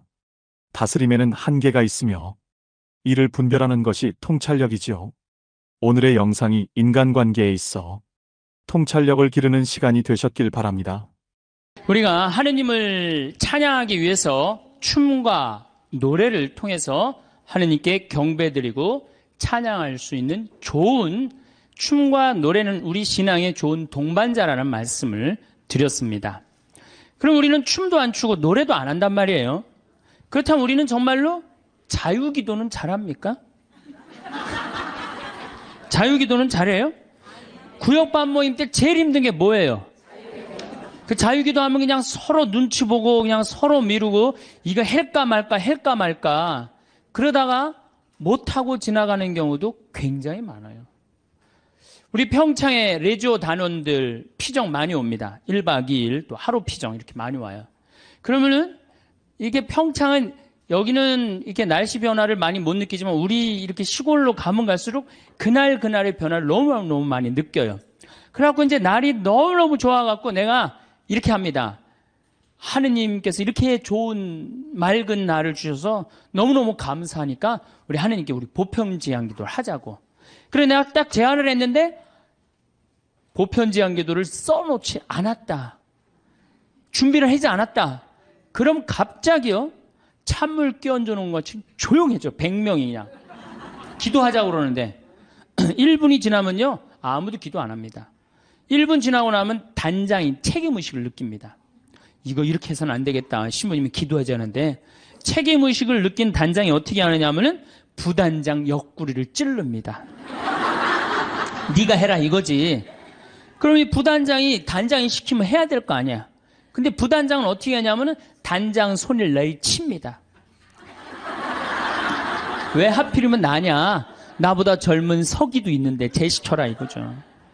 그러니까 레지오 단원이라고 그러면 기도쟁이 아니에요? 기도쟁이? 그렇죠? 그럼 기도를 잘해야 될 거 아니야. 그런데 자유기도 하나조차도 입을 열어 자신 있게 기도하지 못한다. 그게 무슨 신앙이에요? 제가 아까 얘기했죠? 성당에 왜 나옵니까? 왜 나오죠? 하느님을 경배하고 찬양하기 위해서 성당 나오는 거지 내 마음의 평화를 얻기 위해서 나오면 완전히 정반대가 돼버려요. 아니 나 지금 마음 편안하게 미사 때 아무도 안 건드리고 좋은데 왜 날 찌르냐 이거야. 나 마음 평화롭게 좀 놔둬라 이거야. 나 마음의 평화를 찾고 싶은데 왜 날 찌르냐. 가만히 놔둬라. 이러면서 이게 그 평화가 깨지는 거죠. 그러니까 누구 위주야? 항상 나 위주예요. 하느님 위주가 아니고. 하느님께 기도하는 게 뭐 그렇게 어렵다고. 아무 말이나 하면 되는 걸. 근데 그 용기가 안 나는 거예요. 그나마 우리는 염경기도 우리 잘하는 거 있죠. 염경기도, 아침기도, 저녁기도, 삼종기도, 묵주기도. 내가 아주 사랑하고 좋아하는 신부님이 한 분 계세요. 이 신부님 이름이 이시구 끝자는 삼자예요. 삼자. 근데 이 신부님이 어렸을 때 성당은 다녔지만은 세례를 안 받았어요. 근데 고등학교 3학년 때 세례를 받으면서 갑자기 신부가 돼야 되겠다. 즉흥적으로 이제 생각을 한 거죠. 그래갖고 이제 신학교를 원래는 세례 받은 지 3년이 지나야지 신학교를 들어갈 수 있거든요. 근데 이제 어렸을 때부터 성당을 다녀서 그런지 본당 신부님이 아주 백을 엄청나게 써갖고 신학교에 들어간 거예요. 어쨌든 뭐 신학교는 들어왔는데 신학교 오니까 당황스러운 게 너무 많더래요. 기도문도 다 제대로 못 외우지. 근데 다른 뭐 신학생들은 서울신학교 다녔는데 다른 신학생 너무너무 잘 외우더래. 제일 당황스러운 게 삼종기도래. 삼종기도. 보면 그냥 서서 그냥 주님의 천사가 마리아께 아뢰니 성령으로 잉태하셨나이다. 애들이 술술술 했는데 자기는 하나도 모르겠더래요. 그냥 맨날 입 다물고 있으니 얼마나 창피해. 내가 이걸 외워야 되겠다. 그래갖고 맨날 화장실 가서 외웠대요. 주님의 천사가 마리아께 아뢰니 성령으로 잉태하셨나이다. 주님의 종이오니 그대로 저의 이의 말씀이 살 우리 가운데 막 이제 완벽하게 외웠대요. 그래갖고 이제 완벽하게 외워갖고 딱 하려고 했더니 갑자기 천상에 모여 기뻐하소서 알렐루야를 하더래요. 부활식이나 삼종기도가 바뀐 거야. 이거 참 이 신학생도 이렇게 이게 염경기도도 어려우니 자유기도는 천주교 교우들한텐 더 멀고 험한 길이죠. 그러니까 입을 열어서 이게 우리가 자유기도도 못하는 거예요. 자유기도를 못할 양이면 우리 신앙의 성공조들이 한 시편이라도 좀 제대로 외워야 되는데 시편 하나 마음속으로 외워갖고 답답할 때 그런 시편 하나도 성당에서 못한단 말이야. 시편 하나도. 그저 그냥 성당에 앉아갖고 이거 해주십시오, 저거 해주십시오, 이거 잘못했습니다, 다시는 안 그러겠습니다. 얼마나 이게 낮은 신앙의 영혼을 가지고 있는 건데요. 발전이 없잖아요. 시편 8편. 인간이 무엇이기에 이토록 기억해 주십니까? 사람이 무엇이기에 이토록 돌봐 주십니까? 얼마나 좋아. 그럼 하나만 외워도 얼마나 좋아요. 그렇죠? 시편 16편. 하느님 저를 지켜줘서 당신께 피신합니다. 주님께 아뢰입니다. 당신은 저의 주님, 저의 행복, 당신밖에 없습니다. 막 세상 사람들 속색이고 그러면은 이런 거 한 편 외우면 얼마나. 당신의 행복, 주님께 피신함이 훨씬 낫다. 사람을 믿기보다 훨씬 낫다. 주님, 당신은 저의 행복입니다. 얼마나 좋아요. 시편 19편 제가 제일 좋아하는 거예요. 하늘은 하느님의 영광을 이야기하고 창공은 그분 손에 솜씨를 알리네. 낮은 낮에게 말을 건네고 밤은 밤에게 지식을 전하네. 말도 없고 이야기도 없으며 그들 목소리조차 들리지 않지만 그 소리는 온 땅으로 그 말은 누리 끝까지 퍼져나가네. 저는 이 시편을 왜 좋아하느냐면요. 제가 이렇게 자연 안에서 살면서 느끼는 게 뭐냐면 하느님의 소리 없어요. 그렇지만 그 기운이 온 누리에 퍼져 있는 걸 느껴요. 아, 이게 하느님의 소리가 비록 소리도 없지만 이 온 세상으로 퍼져가는구나. 낮은 낮에게 말을 전하고 밤은 밤에게 지식을 전하고. 얼마나 좋은 시편이에요. 온 누리에 하느님의 기운이 들어있고 그게 말로 한다고 여러분들 하느님을 느끼는 게 말로 들려요? 그냥 온몸으로 느끼는 거지. 하느님의 존재가. 이 정말로 좋은 시편이에요. 또 아까도 말했지 유명한 시편. 정 외울 자신 없으면 이거라도 외워. 주님은 나의 목자 나는 아쉬울 것 없노라. 푸른 풀밭에 나를 쉬게 하시고 잔잔한 물가로 나를 이끄시어 내 영혼에 생기를 돋주시고 바른 길로 나를 끌어주시니 당신 이름 때문이어라. 이런 거 하나. 그러니까 시편을 그러니까 의무로 시편을 하지 말고 그냥 하나씩 이렇게 외워둬요. 그러면 신앙에 굉장한 도움이 돼요. 내가 기도하는데도 도움이 되고. 또 제가 서품 때 한 시편이에요. 주님을 찬송하여라. 좋으신 분이시다. 주님의 사랑은 지금 바뀌었는데 옛날에는 주님의 사랑은 영원하시다. 영원한 사랑 얼마나 좋아요. 지금은 주님의 자애는 영원하시다. 이렇게 말했어요. 공경송에서 내가 주님께 불렀더니 주님께서 응답하시고 나를 넓은 곳으로 이끄셨네. 주님께서 나를 위하시니 나는 두렵지 않네. 사람이 나에게 무엇을 할까 보냐. 주님은 나를 도우시는 분이시니 나를 미워하는 자들을 나는 내려다보리라. 주님께 피신함이 더 낫네. 사람을 믿기보다. 주님께 피신함이 더 낫네. 제후들을 믿기보다. 주님이 최고란 얘기죠. 주님께서 나를 도우셨네. 주님은 나의 힘. 좋잖아요. 주님은 나의 힘, 나의 굳셈, 나의 구원이 되어주셨네.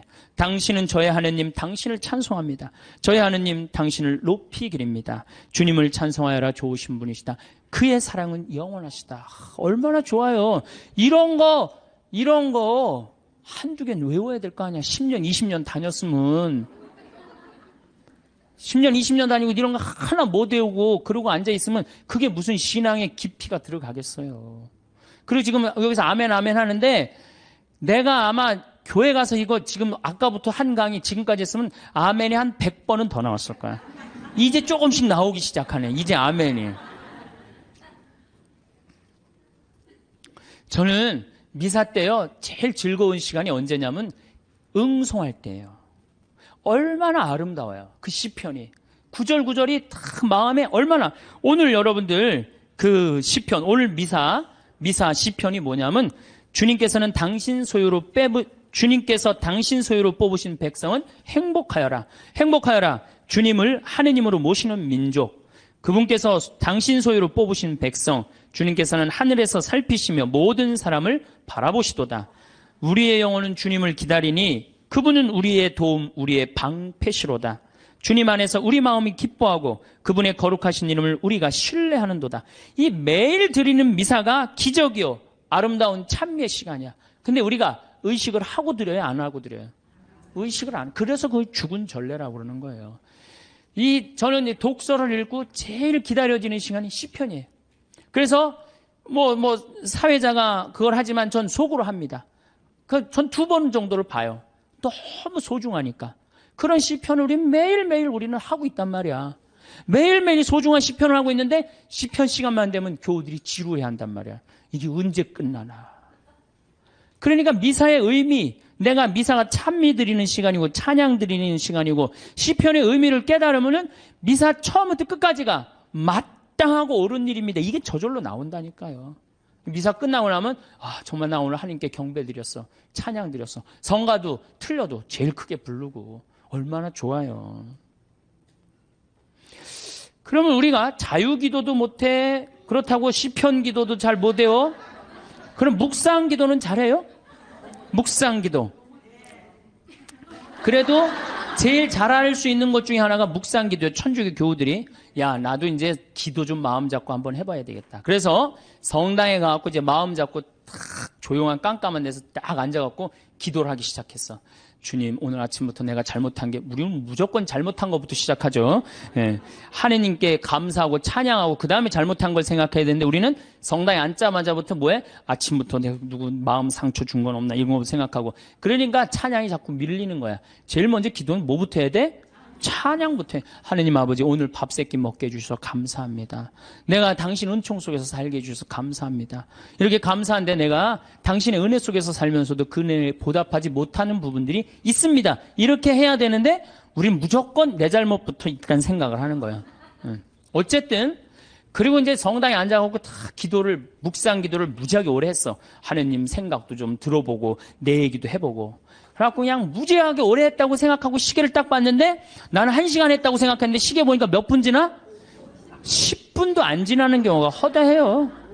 그렇죠? 그냥 1시간 기도하라 그러면 1시간 기도를 어떻게 해야 되는지 모르는 경우들도 많아. 이게 묵상을 들어갈 수가 없는 거야. 불교에서는 선하잖아요. 이게 불교뿐만 아니라 모든 종교가 뭐예요? 숨 쉬는 게 가장 중요해요. 숨 쉬는 게. 근데 우리는 10년, 20년 성당 다니면 뭐해? 싸울 땐 목에다가 숨 걸어놓고 그냥 막 해대고 따다다다다다 하는데 이 세상은 넓은 수도원이에요. 여러분들은 돛 닦는 거예요. 저나 여러분들은 돛 닦는 거예요. 그래서 정말 하느님 20년, 30년 믿었으면은 그 정도 믿으면 완전히 이제 하느님과 하나가 돼갖고 숨도 정말로 잘 쉬어야죠. 그래서 옛날에 스님들은 산속에 짐승들 많아도 삶속에 들어가도 하나도 안 위험했대요. 왜냐하면 정말로 도가 깊은 스님들은 1분에 한 번 숨 쉬었다는 거. 천천히. 그래서 내가 몸이 안 좋은데 이 숨을 느껴야 돼요. 내가 이렇게 저는 우리 교우들한테 이 기도를 평창에서는 가르쳐 주는데 천천히 쉬면요 다 느껴져요. 간에, 위에, 폐에 정말로 생명이 하느님의 하느님의 생명이 다 공급되는구나 그런 걸 다 느껴요. 그러니까 스님들은 산에서 내가 오늘 밤에 참선을 해야 되겠다. 돌에서 탁 소하면 1분에 한 번씩 숨 쉬는 거야. 그럼 짐승들이 스님을 공격하다가 같이 숨을 맞추는 거야. 1분에 한 번씩 자기도 쉬는 거야. 새벽에 깨보면 다 죽어 있는 거야. 얘네들이 숨을 제대로 못 쉬어갖고. 그러니까 옛날에 스님들은 아무리 깊은 산 속에서도 위험하지가 않았다는 거예요. 그게 도로 가는 길이에요. 근데 우리는 뭐야? 우리는 춤도 안 춰, 노래도 안 해, 자유기도도 할 줄 몰라, 시편도 외울 줄 몰라, 그렇다고 묵상기도도 할 줄 몰라. 아니 성당에서 맨날 기도와 열심히 하라고 그러는데 도대체 어떻게 해야 되는 거야? 기도하는 방법을 알려줘야 될 거 아니야. 아니 고기 잡으려면 고기 잡는 법을 알려줘야 될 거 아니야. 생전 기도하는 법을 안 가르쳐줘요. 그리고 맨날 기도하라고 그래. 뭘 하라고 그러는지 몰라도 그냥 맨날 기도하시오. 어떻게 하라는 거야? 첫 번째 조건은 숨 쉬는 거예요. 모든 종교가 깊은 묵상, 명상으로 들어가기에 첫 번째 조건이 뭐예요? 숨을 쉬는 거예요. 그래서 여기 가장 쉬운 건 천천히 들이쉬고 참았다가 천천히 내뱉는 거예요. 그게 되면은 마음이 안정이 돼요. 그렇게 한 15분 정도 하고 나면은 그 다음에는 참 고요해져요. 고요해지면 그때는 하느님의 소리를 들을 수 있는 거예요. 내가 막 정신이 없고 막 닭똥집도 생각나고 막 화도 나고 그러는데 하느님의 소리가 들릴 것 같아요? 안 들릴 것 같아요? 안 들립니다. 내가 완전히 고요한 상태, 엘리야가 고요한 상태에서 하느님을 만났듯이 나도 완전히 고요한 상태에서 하느님을 만나야 돼. 그러려면 1시간 정도 걸린단 말이에요. 이거 그냥 앉자마자 뭐 이렇게 뭐 잘못하고 뭐 하고 내가 참았는데 이번엔 못 참겠고 이러다 보면은 내가 얘기를 하다 보면은 이게 기도가 아니고 일방적으로 떠들다 가는 거예요. 떠들다 가는 거예요. 기도는 하느님의 소리를 듣는 거예요. 듣는 게 기도예요. 들으려면 어떻게 해야 돼? 내가 고요한 상태. 다른 어떤 것도 나를 건드리지도 못하는 상태. 그래야지 영원한 하느님을 조금이라도 느낄 수 있고 맛볼 수 있죠. 그러니까 앞으로는 부부싸움 할 때도 어떻게 해? 숨을 쉬면서 싸우란 말이에요. 숨을 쉬면서. 그러면은 여보 당신 성당 열심히 나가더니 완전히 이제 당신 달라졌네. 얼굴이 빨개지더니 이제 얼굴도 편안하고 싸울 때. 그리고 이거 당신 뭐 1시간 10분이면 다 쏟아낼 얘기를 1시간에 천천히 하니까 나도 마음이 그래 내가 잘못한 것 같아. 이러지. 이건 말할 시간도 없이 그냥 다다다다다다 해대면은 성당 단위나 많아져. 그렇죠? 여러분들은 넓은 수도원에 사는 구도자들이에요. 저도 마찬가지고. 그러니까 이제는 숨을 잘 쉬시기 바랍니다. 어떻게? 당신이 말이야. 내가 시집 와갖고 말이야.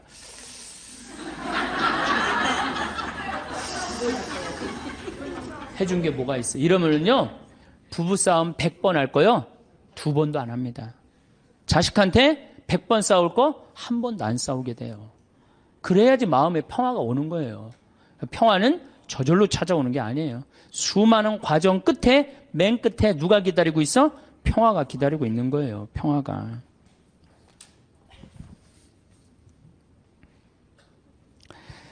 자, 이제 춤도 안 춰, 노래도 안 불러, 자유기도도 할 줄 몰라, 하느님을 향한 인간의 마음을 표현하는 시편도 하나도 외울 줄 몰라, 묵상기도도 할 줄 몰라.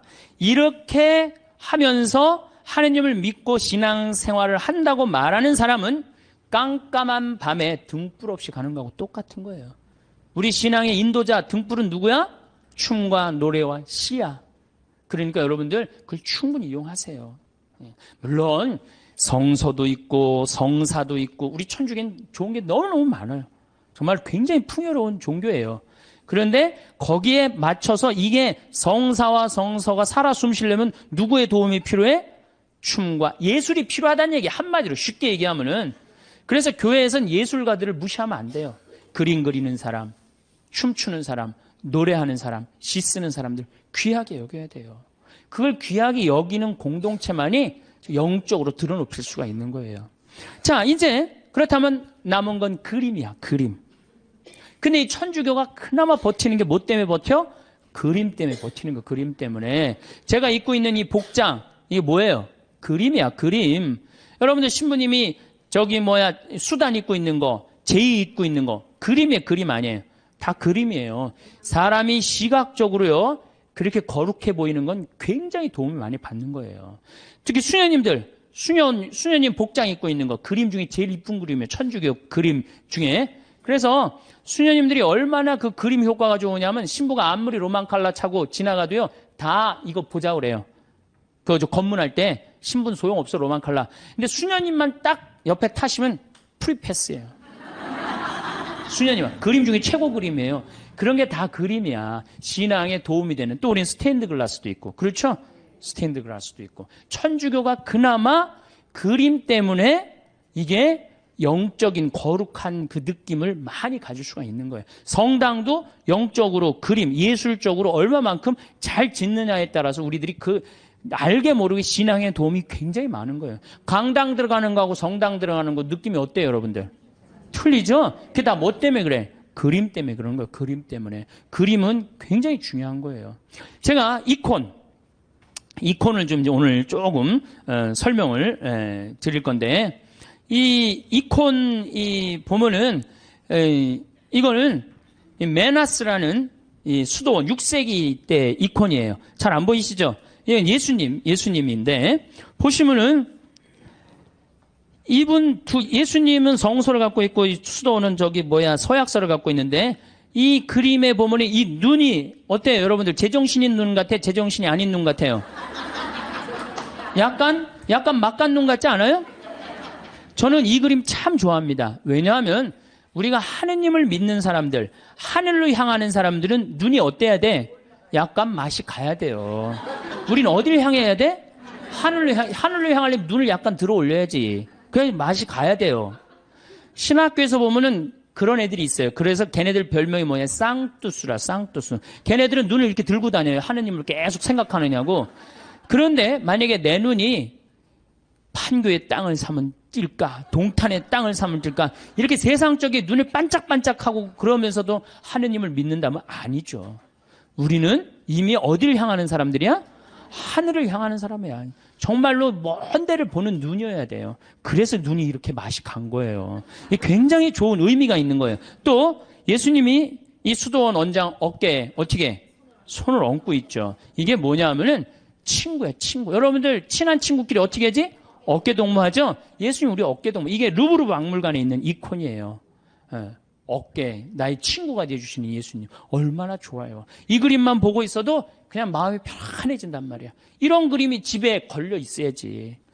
근데 내가 가정방문 가면 이런 성화 하나도 안 걸려 있고 어떤 집은 맥주 회사에 그 여자가 막 쫙 이렇게 막 이러는 거 그냥 그런 거 걸려 있어. 그 집이 거룩할 것 같아? 안 거룩할 것 같아요? 내가 신앙생활할 때 우리 가정을 어떻게 꾸미느냐? 그것도 굉장히 중요한 거예요. 그래서 여러분들 이런 이콘 사셔서 걸어놓으세요. 제발. 그 집안을 거룩하게 꾸미는 것도 그것도 그림이에요. 그림. 초도 좋은 것도 사놓고 성모님도 이쁜 성모님 사놓고 거기도 초 켜놓고 이콘도 이게 집에 이 정도 집에 벽에 걸어놔도 돼. 요즘 다 집들이 크더라고. 가정방문 다녀보니까. 얼마나 좋아요. 요거는 돌아온 탕자. 잘 안 보이시죠? 네, 평창에 오세요. 네, 평창에 오면은 이걸 놓고 기도하니까. 이거는 돌아온 탕자예요. 이건 람브란트라는 분의 이건 상테페테르부르크의 카잔 성당에 있는 이콘이에요.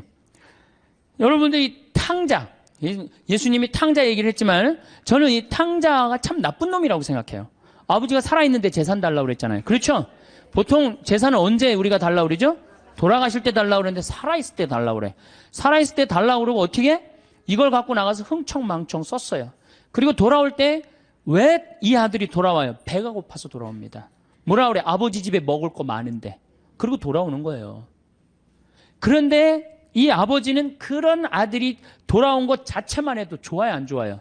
좋았던 거예요. 그래서 맨발로 쫓아나와갖고 아들을 끌어안는데 이 아버지가 지금 장님이에요. 눈을 감고 있어요. 어떻게? 네가 무슨 죄를 져도 돌아만 온다면 내가 너를 받아주마. 그리고 끌어안아. 눈 감아주마. 얼마나 좋은 그림이에요. 그 다음에 손은 한 손은 엄마 손, 한 손은 아빠 손이야. 아버지의 강인함으로, 어머니의 따뜻함으로 이젠 다시는 너를 세상 밖 죄악으로 난 너를 내보내지 않겠다. 다 끌어안아주는 거예요. 얼마나 이 품에 안겼을 때 얼마나 좋겠어요. 우리도 정말 세상 막 돌아다니다가 아버지 생각나고 돌아오면 아버지가 어떻게 해? 언제든지 이렇게 안아주시고 끌어안아주신단 말이야. 이 띠를 뚫어서 죄 진 사람들, 다리는 신발 다 떨어져갖고 그런데도 이 아들을 받아들인단 말이야. 그래도 이 큰아들이 막 화를 내고 어두움 속에서 있어. 여러분들 마음 안에 미움, 질투, 시기가 있다면 여러분은 항상 어디 속에서 살 것 같아요? 어둠 속, 기쁨으로 나올 수가 없어요. 기쁨으로 나올 수가 없어요. 그러니까 우리가 살아가면서 항상 기쁘게 살아야 돼. 기쁘게 살려면 누굴 미워하면은 미워하는 것도 습관이에요. 어떤 사람은 어떤 사람은 신학교 때도 어렸을 때 보면 주위 애들 막 욕했는데 아직도 만나도 욕해. 그 습관이에요, 습관. 근데 사람 안 미워하는 거 습관 들이면요, 세상 편안해요. 사람은 막, 누구는 왜 저러냐, 누구는 왜 저러냐, 그런 거 신경 안 쓰고 살면요, 세상 편안해요. 근데 큰 아들은 그걸 못했기 때문에 어둠 속에 있는 거예요, 어둠 속에. 여러분도 혹시 지금 어둠 속에 계신 분들 혹시 안 계세요? 빨리 빛으로 나오세요. 아버지의 빛으로. 이 그림만 봐도 우리가 기도할 수 있는 거예요. 이 그림만 봐도. 자, 그 다음에 이쪽 그림은 나의 왼편을 바라보시는 예수님이야. 왼편.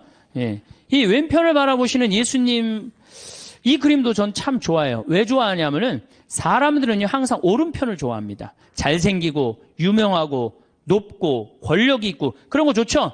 여러분들 혹시 무슨 장관 알고 있다면, 나 그 사람 알아, 나 그 사람 밥 먹어서 무지하게 자랑하잖아요. 그렇죠? 유명한 사람 알고 있으면은, 그리고 멋있고 잘생긴 사람 좋아하게 돼 있어, 사람은 항상. 그런데 인간은 참 묘해요. 갑자기 그런 사람이 갑자기 흠이 하나 잡혔어. 그러면 그걸 핥히는 게 인간의 습성이에요. 끄집어내고. 아무도 나를 이해하지 못할 때 성당 앞에 가서 앉을 때 누가 나의 왼편을 바라봐줘요? 예수님만이 나의 더럽고 추악하고 정말로 드러내기 창피한 거를 예수님은 따뜻한 눈으로 바라봐 주신단 말이에요. 그러니 이 그림이 얼마나 좋은 그림이에요. 언제나 나의 단점을 얘기할 수 있는 그분. 얼마나 좋아요. 그림. 그래서 우리가 그림이 좋은 거예요. 이거는 내 발을 씻기신 예수님 얘기죠. 그렇죠? 예수님이고 베드로예요. 그런데 여러분들 발을 씻긴다. 뭐 우리가 전례적으로도 발 몇 번 씻겨보고 그랬죠? 그런 경험 있죠? 이스라엘에서 발을 씻긴다. 이건 종이 최고 밑으로 내려간 거예요. 얼마나 그 척박한 땅에 먼지가 얼마나 많아요. 그런데 베드로의 발을 씻긴다. 그런데 예수님의 얼굴이 베드로한테 안 가 있고 어디가 있냐면 베드로의 발에 입을 맞추고 있어요. 정말 예수님은 낮출 때까지 낮추고 계신 거예요. 그러니까 너무 감격한 베드로가 예수님을 끌어안죠. 자, 생각해 보세요. 내 친구가 돼서 어깨동무를 해주고 내가 잘못할 때 돌아오면은 끌어안아주고 눈 감아주고 나의 왼편을 바라봐 주시고 내 발을 씻겨주신 예수님. 이 예수님한테 우리가 할 일이 뭐가 있을까요? 감사드리고 찬양드려야지. 여기다 또 뭘 시켜? 우리 예수님 너무 시켜먹는 거 아니에요? 이제 그만 시켜야 돼요. 여기 이제 예수님은 마지막에는 우리 인간을 위해서 어떻게 하셨어? 십자가에 당신의 목숨을 바치셨어요. 이 예수님께 우리가 경배드리지 않는다면, 우리가 이 예수님께 감사드리지 않는다면, 우리가 이 예수님께 찬양드리지 않는다면 우리가 무슨 신앙인이에요. 우리들은 성당에 나오는 이유가 마음의 평화를 얻기 위해서 나오는 거 아니에요. 이 받은 은혜가 너무 많은 예수님께 감사드리고 찬양드리기 위해서 나온 거예요. 여러분들, 이제는요, 여러분들이 예수를 사랑하시면 좋을 것 같아요. 예수를. 그래서 이제 성가도, 춤도, 노래도, 시도 열심히, 그림도 열심히 하는 그런 사람들이 될 때 우리가 하나님께 다가가는 거예요. 제가 우리 교우들한테 이런 이제 강의를 이제 한 지가 한 2달 정도, 2달 전부터 이런 강의를 제가 시작을 했어요. 왜 이런 강의를 제가 하기 시작을 했느냐면은 지금 이슬람교가 천주교를 앞질렀습니다. 이슬람교가 인구면에 있어서 이슬람이 훨씬 많아요. 이슬람을 가만히 들여다보니까 철저해요. 신앙생활을 철저하게 해요. 신앙생활을. 근데 천주교를 보니까 점점 더 느슨해져. 막 그야말로 이게 진짜 성당 다니는 사람인지 안 다니는 사람인지 구분도 안 될 정도로 완전히 느슨해지는 거예요. 이렇게 느슨해지다가는 하느님과의 관계가 점점 더 멀어질 수밖에 없어요. 우리도 철저하게 신앙생활, 하느님을 믿는, 우리 신앙 성도들은 하느님을 믿는다는 이유 하나로 어떻게 살으셨어요? 이 순교자성을. 죽는 게 문제가 아니고, 죽는 건 뭐 그냥 죽으면 되는 건데, 어떻게 다 산속으로 다 피해 들어갔어요. 옛날에 다 양반집이 다 믿었죠? 산속으로 들어가면은 출세할 길이 있어요, 없어요? 출세할 길이 없어요. 그래서 100년 동안 출세를 못했어요. 천주교 교우들은 100년 동안 세상에 나오지 못했다고 하느님을 믿는다는 이유 하나로. 하느님을 믿는다는 이유 하나로. 근데 우리는 요즘 자녀들한테 신앙교육을 어떻게 시켜요? 고등학교 3학년만 되면은 성당 안 나가면 슬그머니 눈 감아버린단 말이에요. 1년 동안만 네가.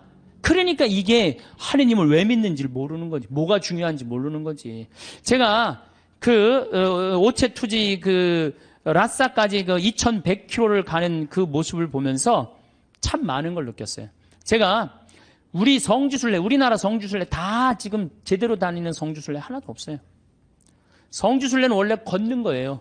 아니, 3번 걷고 1번 절하는 건 안 하더라도 걸어는 가야 될 거 아니야, 걸어. 근데 우리 성지순례 어떻게 가?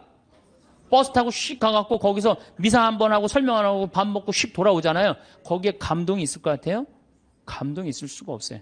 제가 능평 본당 신부 할 때 교우들한테 그랬어요. 성지순례 가자고 그래서 제가 계속 관두자. 그래서 딱 9월 달에 성지순례를 했어. 어떻게 성지순례를 했냐면은 전체 교우들을 다 세남터에서부터 미리네까지 걷게 했어요. 세남터에서 미리네까지. 어떻게 걷게? 목, 금, 토, 일 4일 동안을 걷는 거예요. 어떻게 걸어? 저녁 7시에 퇴근해갖고 애들 다 학교 가는 애들 다 일찍 나오고 직장 퇴근하면 다 나와요. 그래갖고 세남터까지 버스로 데리고 가요. 세남터에서부터 과천 남태령 가고 과천 지나가고 인덕원 성당 거기까지 딱 가니까 새벽 2시야. 그럼 그때 또 관광버스 타고 집으로 가는 거예요. 다음날 아침에 일어나갖고 다 출근하고 애들 학교 다 가. 다음날 또 저녁 7시에 인덕원서부터 또 걷는 거예요. 인덕원서부터. 그래갖고 인덕원부터 하우연 성당 해갖고 이 능평 우리 성당 있는 데까지 또 오는 거예요. 우리 성당이 김대건 신부님이 시신이 지나갔던 데거든요. 시신이 지나갔는데 거기서 이제 또 헤어지는 거예요. 새벽 2시에 마지막 기도하고. 그 다음에 이제 토요일 날은 2시부터 밤 10시까지 양지까지 우리 성당 광주에서부터 양지까지 걷는 거예요. 전체 교우가. 그리고 이제 주일날은 이제 전체 교우들 하루에 300명, 400명씩 걸었으니까 우리 교우가 2,000명밖에 안 됐거든요. 그냥 다 걸은 거지 교우들은. 그래갖고 이제 마지막 날은 양지에서부터 삼도고개 넘어가고 미리네 이제 김대원 신부님 무덤 앞에 가갖고 무릎을 꿇고 다 신부님 앞에서 조배를 하는데 다 우는 거예요. 교우들이. 그게 성지순례라는 거예요. 그게. 우리 너무 쉽게 신앙생활해요 요즘. 그냥 거저하는 거 거저. 그러니까 쉽게 신앙생활하니까 하느님을 깊게 느끼지도 못하고 쉽게 떠나고. 그래서 여러분들 이제는 신앙생활의 본질을 우리가 잡아야 돼요. 그건 너무너무 쉬워요. 천주교 요리문답 1조만 생각하면 돼. 사람이 무엇을 위하여 낳느냐? 천주를 알아 공경하고 자기의 구원을 위하여 낳느니라. 그래서 이제 천주님을 공경하는 데는 우리가 뭘 해야 돼? 찬양, 성가 부르고 춤춰드리고. 춤은 밤 10시에 성당 가서 이제 다 문 걸어 잠고 추세요. 예? 밤 10시에. 예. 그리고 성가도 그래요. 저는 성가를 혼자서 성당에서 1시간씩 부르는 걸 참 좋아해요. 그냥 내가 아는 노래 그냥 다 부르는 거예요. 성당에서. 요즘은 성당에 교우들이 많이 와갖고 잘 부르지는 못하지만은 그래도 옛날에는 성가 1시간, 2시간 부르고 나면 그렇게 행복해요. 여러분들도 그렇게 성가 부르세요. 그리고 집에서도 불러 좀. 제발. 오늘 밤에 당장에 순교자 성월이니까 장하다 순교자 설아벌 예터절에 저녁에 집에서 부르란 말이에요. 예? 그래야만이 내가 신앙이 뜨거워지는 거예요. 예. 그럼 막 성가 부르는데 막 밤 9시 반 막 너무 뜨거워. 그럼 바로 그 뜨거운 마음을 성당에 가갖고 제일 예쁜 옷을 입고 가갖고 딱 춤추고 딱 들어오란 말이야. 그러면은 하느님과의 관계가 제대로 형성이 되는 거예요. 그리고 여러분들 시편 기도 좀 하고 아침에 일어나고 그 시편 다 처음부터 끝까지 읽지 마시고 하나만 펴도 좋은 내용이 너무너무 많아요. 그냥 내 마음을 그대로 표현하는 시편들이 천재야. 150편까지 여러분들 보십시오. 아주 기가 막힙니다. 그러니까 시편 하나씩 읽고 얼마나 좋아요. 또 저녁에 주무실 때 어떻게 숨을 천천히 2번 들이쉬고 4번 내뱉고 다음에 4번 들이쉬고 8번 내뱉고 천천히 나눠서. 그러니까 숨 한 번 쉴 때 1분 내지 2분 정도 천천히. 그러면 내 마음이 온전히 고요해진단 말이에요. 그럴 때 마지막에 촛불 켜놓고 기도하고 주무신다면 여러분들이 정말 얼마나 행복하겠어요. 하느님과의 만남도 친숙해지고. 그거 너무너무 쉽죠. 그 다음에 그림. 이제 집에 가고 맥주 그 사진은 다 떼어버리고 이콘. 이거 좀 비쌀 거예요. 한 2만 원, 3만 원 정도 될 거예요. 비싸지도 않지 사실은. 2만 원, 3만 원 하면은 그거 사다가 아이 방에도 하나 걸어주고 그 다음에 집에도 거실에도 하나 걸고 이렇게 여러분들이 집안을 거룩하게 가꾸고 신앙의 분위기로 완전히 돌려놓을 때 여러분들은 정말로 신앙인다운 예수님 보시기 이쁜 그런 신앙인이 될 수 있습니다. 시간이 지날수록 계속 만나야 하나를 고민하게 되는 사람이 있습니다. 친구니까 거리만 좀 두면 되지 않을까요? 물론 그런 사람도 있지만 아예 빨리 결단을 내려야 할 사람도 있습니다. 인간은 혼자서는 살아갈 수 없는 존재이지만 나에게 악영향을 미치는 사람과 억지로 관계를 이어나갈 필요는 없습니다. 모든 인연을 감수하려 하면 인생이 남루하고 괴롭습니다. 오랜 친구니까 무조건 참거나 받아들여라. 만난 시간이 중요한 게 아닙니다. 감당하기 어려운 인연은 적절히 손절하는 것이 좋습니다. 나중에 후회해봐야 뒤늦게 발견된 암세포와도 같습니다. 빠르게 잘라내야만 내가 살 수 있습니다. 우리는 인연을 맺음으로써 도움을 받기도 하지만 그에 못지않게 피해도 많이 당하는데 대부분의 피해는 진실 없는 사람에게 진실을 쏟아부은 대가로 받는 벌입니다. 어떤 인연을 만나고 맺느냐에 따라서 내 행복과 불행이 결정됩니다. 여러분 가까이 있는 사람들이 여러분 인생을 만듭니다.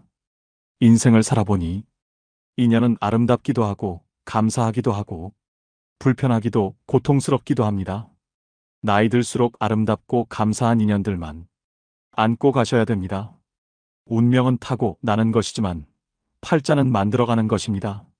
맞지 않는 인연의 끈을 놓지 못하고 끝까지 잡고 계시면 자기 팔자 자기가 꼬는 겁니다. 때문에 여러분의 방에 절대 아무나 들여서는 안 됩니다. 오늘 말씀드릴 유형의 사람은 오랜 친구라도 반드시 인연을 끊어야 되는 사람입니다. 그냥 평생 가까이 두지 않는 것이 낫다고까지 말씀드릴 수 있습니다. 영상을 끝까지 시청하셔서 더 이상 인간관계 때문에 나의 귀한 시간과 감정 낭비하지 않으셨으면 합니다. 첫 번째는 얻어먹기만 하는 사람입니다. 살다 보면 남에게 베풀 줄은 전혀 모르고 얻어먹기만 하는 사람들이 있습니다. 이런 사람들은 처음 한두 번은 내가 베풀 수 있어도 계속되면 온갖 정이 떨어지고 결국엔 질려버리고 맙니다. 상대가 좋은 차 탄다고, 돈 제일 많이 번다고 이유를 대며 계속 얻어먹습니다. 다른 사람이 잘 된 것이 자기 덕분인 양주인 행세하는 그 거지근성은 어디에서 나온 것인지 참 궁금합니다. 권리도 아닌데 권리인 양 착각하는 사람들은 인격이 미성숙한 사람입니다. 받는 게 당연한 줄로만 알고 나중에 안 주면 오히려 역정을 냅니다. 호의가 계속되면 호구가 된다는 말이 딱 이런 사람들 상대로 맞는 말입니다. 그들을 자세히 살펴보면 평소 자기가 하고 싶은 것들은 모두 누리고 유독 사람을 만날 때만 돈이 없다고 말합니다. 친구의 양보만 원하니 어처구니가 없습니다. 이처럼 당연하게 얻어먹는 사람은 다른 사람이 이룬 성공은 함부로 폄하하면서 자기가 가진 것은 굉장히 귀하게 여기는 이기적인 사람입니다. 이런 친구 중 적지 않은 수는 내가 어려울 때 나 몰라라 할 가능성이 높습니다. 내 어려움을 안타까워하기보다 얻어먹을 대상 하나가 줄었다는 식입니다. 다만 내가 사면 상대도 반드시 사야 한다는 것이 아닙니다. 얻어먹기만 하려는 친구와 형편에 맞게 사려는 친구는 눈에 보입니다. 형편이 안 되는 친구는 돈 걱정 말고 몸만 오라고도 합니다. 그 마음이 와닿기 때문입니다.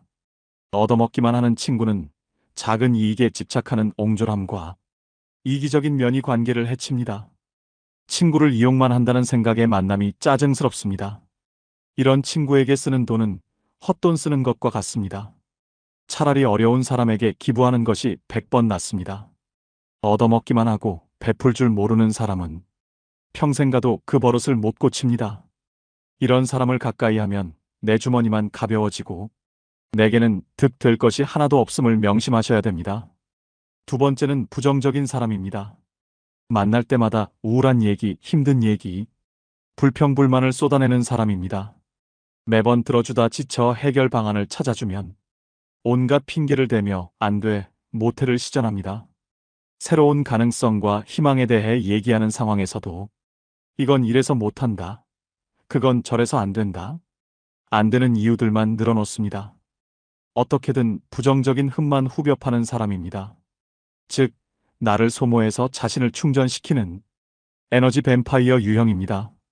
곁에 두게 되면 제일 위험한 인물이라고도 할 수 있는데요. 부정적인 에너지는 반드시 서로 전염됩니다. 이 과정은 나도 모르게 일어나기 때문에 더더욱 알아차리기 힘듭니다. 이런 사람이 옆에 있으면 될 일도 안 됩니다. 부정적인 사람과 시간을 많이 보내게 되면 현상에 대한 객관화가 잘 안 돼서 바른 방향으로 가기가 어렵습니다. 즉, 호랑이 입에 여러분의 머리를 넣어선 안 된다는 말입니다. 이런 사람들은 주위의 에너지를 뺏고 건설적인 생각을 차단시키는 아주 위험한 존재인데요. 나의 꿈도 내 목표도 모두 차단시킬 사람입니다. 특히 내가 힘들거나 불안정한 상황일 때는 더더욱 영향을 받고 흔들리기 쉽기 때문에 1순위로 멀리해야 될 사람입니다. 말이 씨가 된다는 말 다들 들어보셨을 겁니다. 말에는 생각이 담겨져 있고 생각은 그 무엇보다 크고 강력한 존재이기에 우리는 늘 조심하고 또 조심해야 합니다. 처음엔 무심코 들었던 그 부정적 씨앗이 나중에는 자신을 집어삼킬 수도 있음을 명심하셔야 됩니다. 사람을 곁에 두는 것은 정말 신중히 해야 하는 일인데 부정적인 사람을 곁에 둔다는 것은 내가 하는 모든 일이 잘 안 풀리고 나쁜 상황만을 맞이하고 싶다는 이야기와도 같습니다. 오히려 만나는 모든 사람을 존중하고 배우려는 긍정적인 태도를 가지고 있는 사람과 가까이 해야 됩니다. 단언컨대 부정적인 사람은 여러분의 인생에 단 1%도 도움이 안 됩니다. 과감히 손절하셔야 됩니다. 세 번째는 뒷담화하는 사람입니다. 우리가 인생을 살아가면서 아예 뒷담화를 안 할 수는 없다고 생각합니다. 자신의 속상했던 일이나 감정을 신뢰할 만한 사람에게 털어놓는 것은 감정 정화의 효과가 크다고 생각하는데요. 하지만 지금 말씀드리는 손절해야 될 사람은 틈만 나면 뒷담화를 일삼는 사람입니다.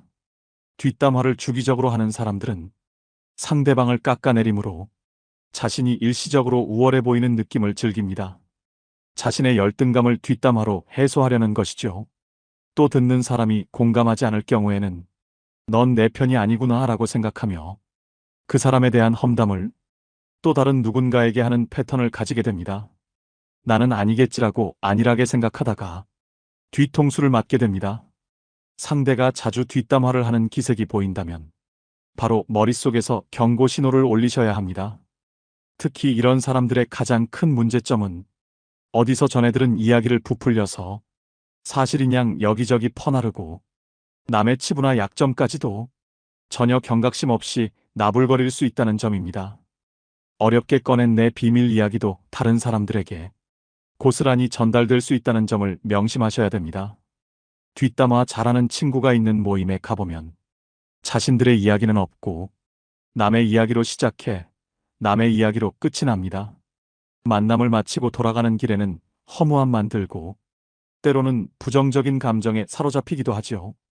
이처럼 지나치게 남의 이야기를 입에 올리고 상대방의 단점만을 콕콕 집어내 험담을 일삼는 사람은 내 정신 건강에 해롭습니다. 이런 사람은 타인을 볼 때 애초에 좋은 점보다는 나쁜 점부터 먼저 보는 사람이기 때문에 가까이 둬서 좋을 것이 하등 없다는 이야기입니다. 손절은 빠를수록 좋고 다들 아시겠지만 사람은 절대 바뀌지 않습니다. 관계를 개선하려는 노력 자체가 에너지 낭비입니다. 뒷담화를 일삼는 사람을 손절하는 것은 사람을 잃는 것이 아니라 내면의 평화를 챙기는 일임을 명심하셔야 됩니다. 네 번째는 가스라이팅을 일삼는 사람입니다. 뱀같이 교활하고 가스라이팅하는 사람을 잘못 만나면 인생 완전히 종치고 파탄납니다. 다른 유형의 사람들은 사람 자체가 악한 것은 아닐 수 있는데 이 유형의 사람들은 애초부터 타인을 조종하려는 악한 의도를 품고 있는 자들인데요. 가스라이터는 우리 일상생활에서 흔히 볼 수 있습니다. 너를 제일 잘 아는 사람은 나야. 다 널 생각해서 그러는 거야. 너 요즘 예민하다. 가스라이터들의 전형적인 화법입니다. 수많은 거짓말과 과장으로 자신에게 의지하게 만들고 다른 사람과의 관계를 끊게 합니다. 자기의 손바닥 위에 놓고 조종할 수 있는 만만한 사람을 호시탐탐 노립니다. 힘든 상황에 처한 사람들이 이들의 먹잇감이 되기 쉽습니다. 이들은 뱀처럼 교활한 속내를 지니고 있어서 본인의 이득을 위해서라면 타인이 어떻게 되든 전혀 상관하지 않고 자기 욕심과 이윤만을 채우기 위해 교묘하게 접근하는데요. 이런 악질인 가스라이터에게 휘둘리게 되면 결국 자기 자신을 믿지 못하게 되고 무능력하게 변하거나 의지가 사라집니다. 이럴수록 가스라이팅 하는 사람에게 더욱 의지하게 되는 것이 문제입니다. 그렇기 때문에 이런 사람들은 잘 알아보시고 단칼에 잘라내셔야 합니다. 다섯 번째는 자기는 급이 다르다는 사람입니다. 오랜 친구의 경우 나이 들수록 사는 형편이 천차만별이 됩니다. 사회적 위치나 부에서 차이가 납니다. 동창 모임에 나가면 이런 차이는 확실히 체감됩니다. 어릴 적 순수했던 시절로 돌아가 이야기를 나누게 되지만 사실 너무 차이가 나면 불편한 것은 사실입니다. 사는 방식이 틀리다 보니 대화가 통하지 않기도 합니다. 이런 경우 친구를 존중하는 마음을 가진 사람들은 티를 내지 않으려고 노력합니다. 자신이 잘 사는 것에 대해 친구가 불편해할까봐, 혹시나 자신이 티 낼까봐 조심합니다. 반면 본인의 형편이 더 낫다고 친구를 깔보고 급을 나누는 사람이 있습니다. 심지어는 한참 즐겁게 대화하다가 이것 봐라라는 듯 친구의 행동을 어처구니 없다며 쳐다봅니다. 직장이었다면 나에게 이렇게 말하지 못한다. 직장에서의 직급을 친구 사이에서도 적용하나 봅니다. 친구를 마치 부하로 생각하는 듯한 언행을 하는 경우가 있습니다. 더 심한 건 그동안 몰랐지만 급을 나누고 있었다는 사실을 안 경우입니다. 예를 들어 친구를 자기 아래 급으로 여겨왔던 것처럼 한 계급 아래로 보는 말투, 난 너와 급이 다르다는 식으로 행동합니다. 한마디로 어디서 감히입니다. 이런 관계는 건강한 친구 관계라고 하기 어렵습니다. 어디 무서워서 쳐다보기라도 하겠습니까? 하루빨리 손절이 시급한 사람입니다. 이런 사람은 만날수록 스트레스만 받고 후회만 하게 됩니다. 여섯 번째는 전형적인 내로남불 유형인 사람입니다. 같은 상황 속에서도 나는 되고 너는 안 된다고 하는 사람들이 있습니다. 이런 사람 특징은 자기 자신에게는 한없이 관대하고 남에게는 옹졸해서 엄격한 잣대를 들이밀지요. 진정성숙하고 그릇이 넓은 사람이라면 이와는 반대로 적용합니다. 자기 자신은 엄격하게 돌아보고 다른 사람은 너그럽게 용서할 줄 알아야 합니다. 하지만 이런 내로남불 유형의 사람들은 남이 자기에게 하는 실수는 티끌만큼도 용납을 못하면서 자기가 저지른 잘못은 그럴 수도 있지라며 뻔뻔한 태도로 일관합니다. 또 이런 사람은 남에게 미안하다는 사과도 전혀 하지 않고 본인의 잘못을 인정할 줄도 모릅니다. 이런 사람을 두고 참으로 낯짝이 두껍다, 뻔뻔하다는 표현이 있는 것이겠지요. 그야말로 천상천하 유아독존의 제 잘난 맛에 사는 사람입니다. 애초에 자기를 향한 기준이 너무 관대하고 자기 객관화가 안 되는 사람이기 때문인데요. 이런 사람과 대화를 하다 보면 우라통이 치밀거나 속에 천불이 납니다. 이 사람과 똑같은 사람이 되기 싫어 꾹꾹 참으며 배려심 있게 행동하지만 결국 같은 상황이 되풀이되는 악순환입니다. 이런 사람과 엮이면 매우 피곤하고 아무리 말을 하고 설득을 해도 씨알도 먹히지 않기 때문에 그냥 차라리 조용히 손절을 하고 멀어지는 것이 내 심신 안정에 이로운 길입니다. 마지막 일곱 번째는 시간이 아깝게 느껴지는 사람입니다. 의미 있는 만남인지 아는 방법은 무엇일까요? 누군가와 헤어져 집으로 갈 때 발걸음이 가볍고 기분이 좋다면 의미 있는 만남이라고 말합니다. 반대로 울적하고 함께 보낸 시간이 아깝게 느껴진다면 잘못된 만남으로, 이런 만남은 인생을 소모하고 있다는 찝찝함을 남기기 때문에 되도록 피하는 게 좋다고 당부드립니다. 시간을 헛되이 낭비할 바에는 친구를 잃는 쪽을 택하셔야 됩니다. 흘러간 시간은 돌이킬 수 없지만 친구는 새로 사귈 수 있기 때문입니다. 생각보다 인생은 짧습니다. 나이 먹을수록 시간의 의미를 깨닫고 만남을 소중히 여기게 됩니다. 이때 만남은 양이 아니라 질입니다. 사람을 만났는데 느낌이 싸하거나 거북하다면 일단 만남을 중단하는 것이 좋습니다. 이런 사람은 앞으로 위험을 몰고 올지도 모릅니다. 만날수록 내 자존감이 떨어지고 기가 빠진다면 만나지 않는 것이 좋습니다. 느낌은 찜찜한데 억지로 만나고 나면 역시나 기분이 좋지 않은 경우가 많지요.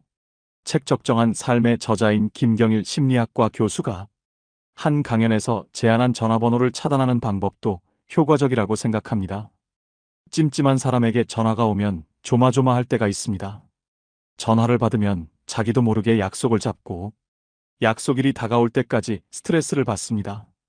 아예 번호를 뜨지 않게 하면 이런 고통에서 벗어날 수 있습니다. 우연히 만나게라도 되면 전화기를 바꾸다가 연락처를 모두 날려버렸다고 하면 됩니다. 이때 절대 구구절절 설명하려 들지 마십시오. 내 마음도 부담스럽고 상대방에게도 들키게 됩니다. 가볍고 간단하게 말하면 됩니다.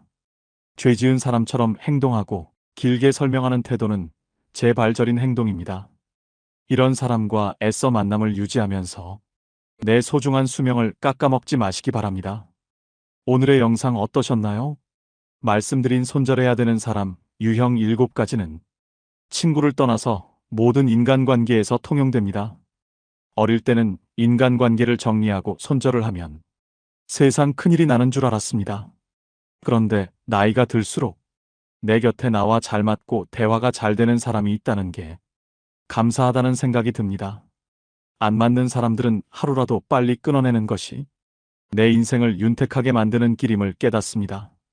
상처를 받을 것인지 말 것인지, 또 상처를 키울 것인지 말 것인지도 내가 결정합니다. 그 사람의 행동은 어쩔 수 없지만 반응은 언제나 내 몫입니다. 진정한 인연이라면 최선을 다해서 좋은 인연을 맺도록 노력하고 스쳐가는 인연이라 생각되면 무심코 지나쳐버려야 합니다. 그것을 구분하지 못하고 만나는 모든 사람들과 헤프게 인연을 맺어놓으면 쓸만한 인연을 만나지 못하는 대신에 어설픈 인연만 만나게 되어 그들에 의해 삶이 침해되는 고통을 받아야 합니다. 사람의 타고난 성격은 좀처럼 변하지 않으므로 고쳐 쓰기보다는 인연을 바꾸어 쓰는 것이 옳습니다. 즉, 덩굴손 나무는 가까이 두면 감고 올라가 해롭게 함으로 싹을 잘라버려야 함과 같지요. 물론 상대방이 한두 번 잘못했다고 가차없이 손절하라는 것은 아닙니다. 오랜 친구니까 그동안 이해하고 넘어갔던 부분이 많으실 겁니다. 많이 만나보고 심사숙고해서 내리는 결정입니다. 아닌 줄 알면서도 끝까지 붙들고 계시는 분들이 많습니다. 놓을 땐 놓을 줄도 알아야 됩니다. 모든 미련은 시절에 달린 것이며 언제 떠나느냐의 분기점이 다를 뿐입니다. 다스림에는 한계가 있으며 이를 분별하는 것이 통찰력이지요. 오늘의 영상이 인간관계에 있어 통찰력을 기르는 시간이 되셨길 바랍니다.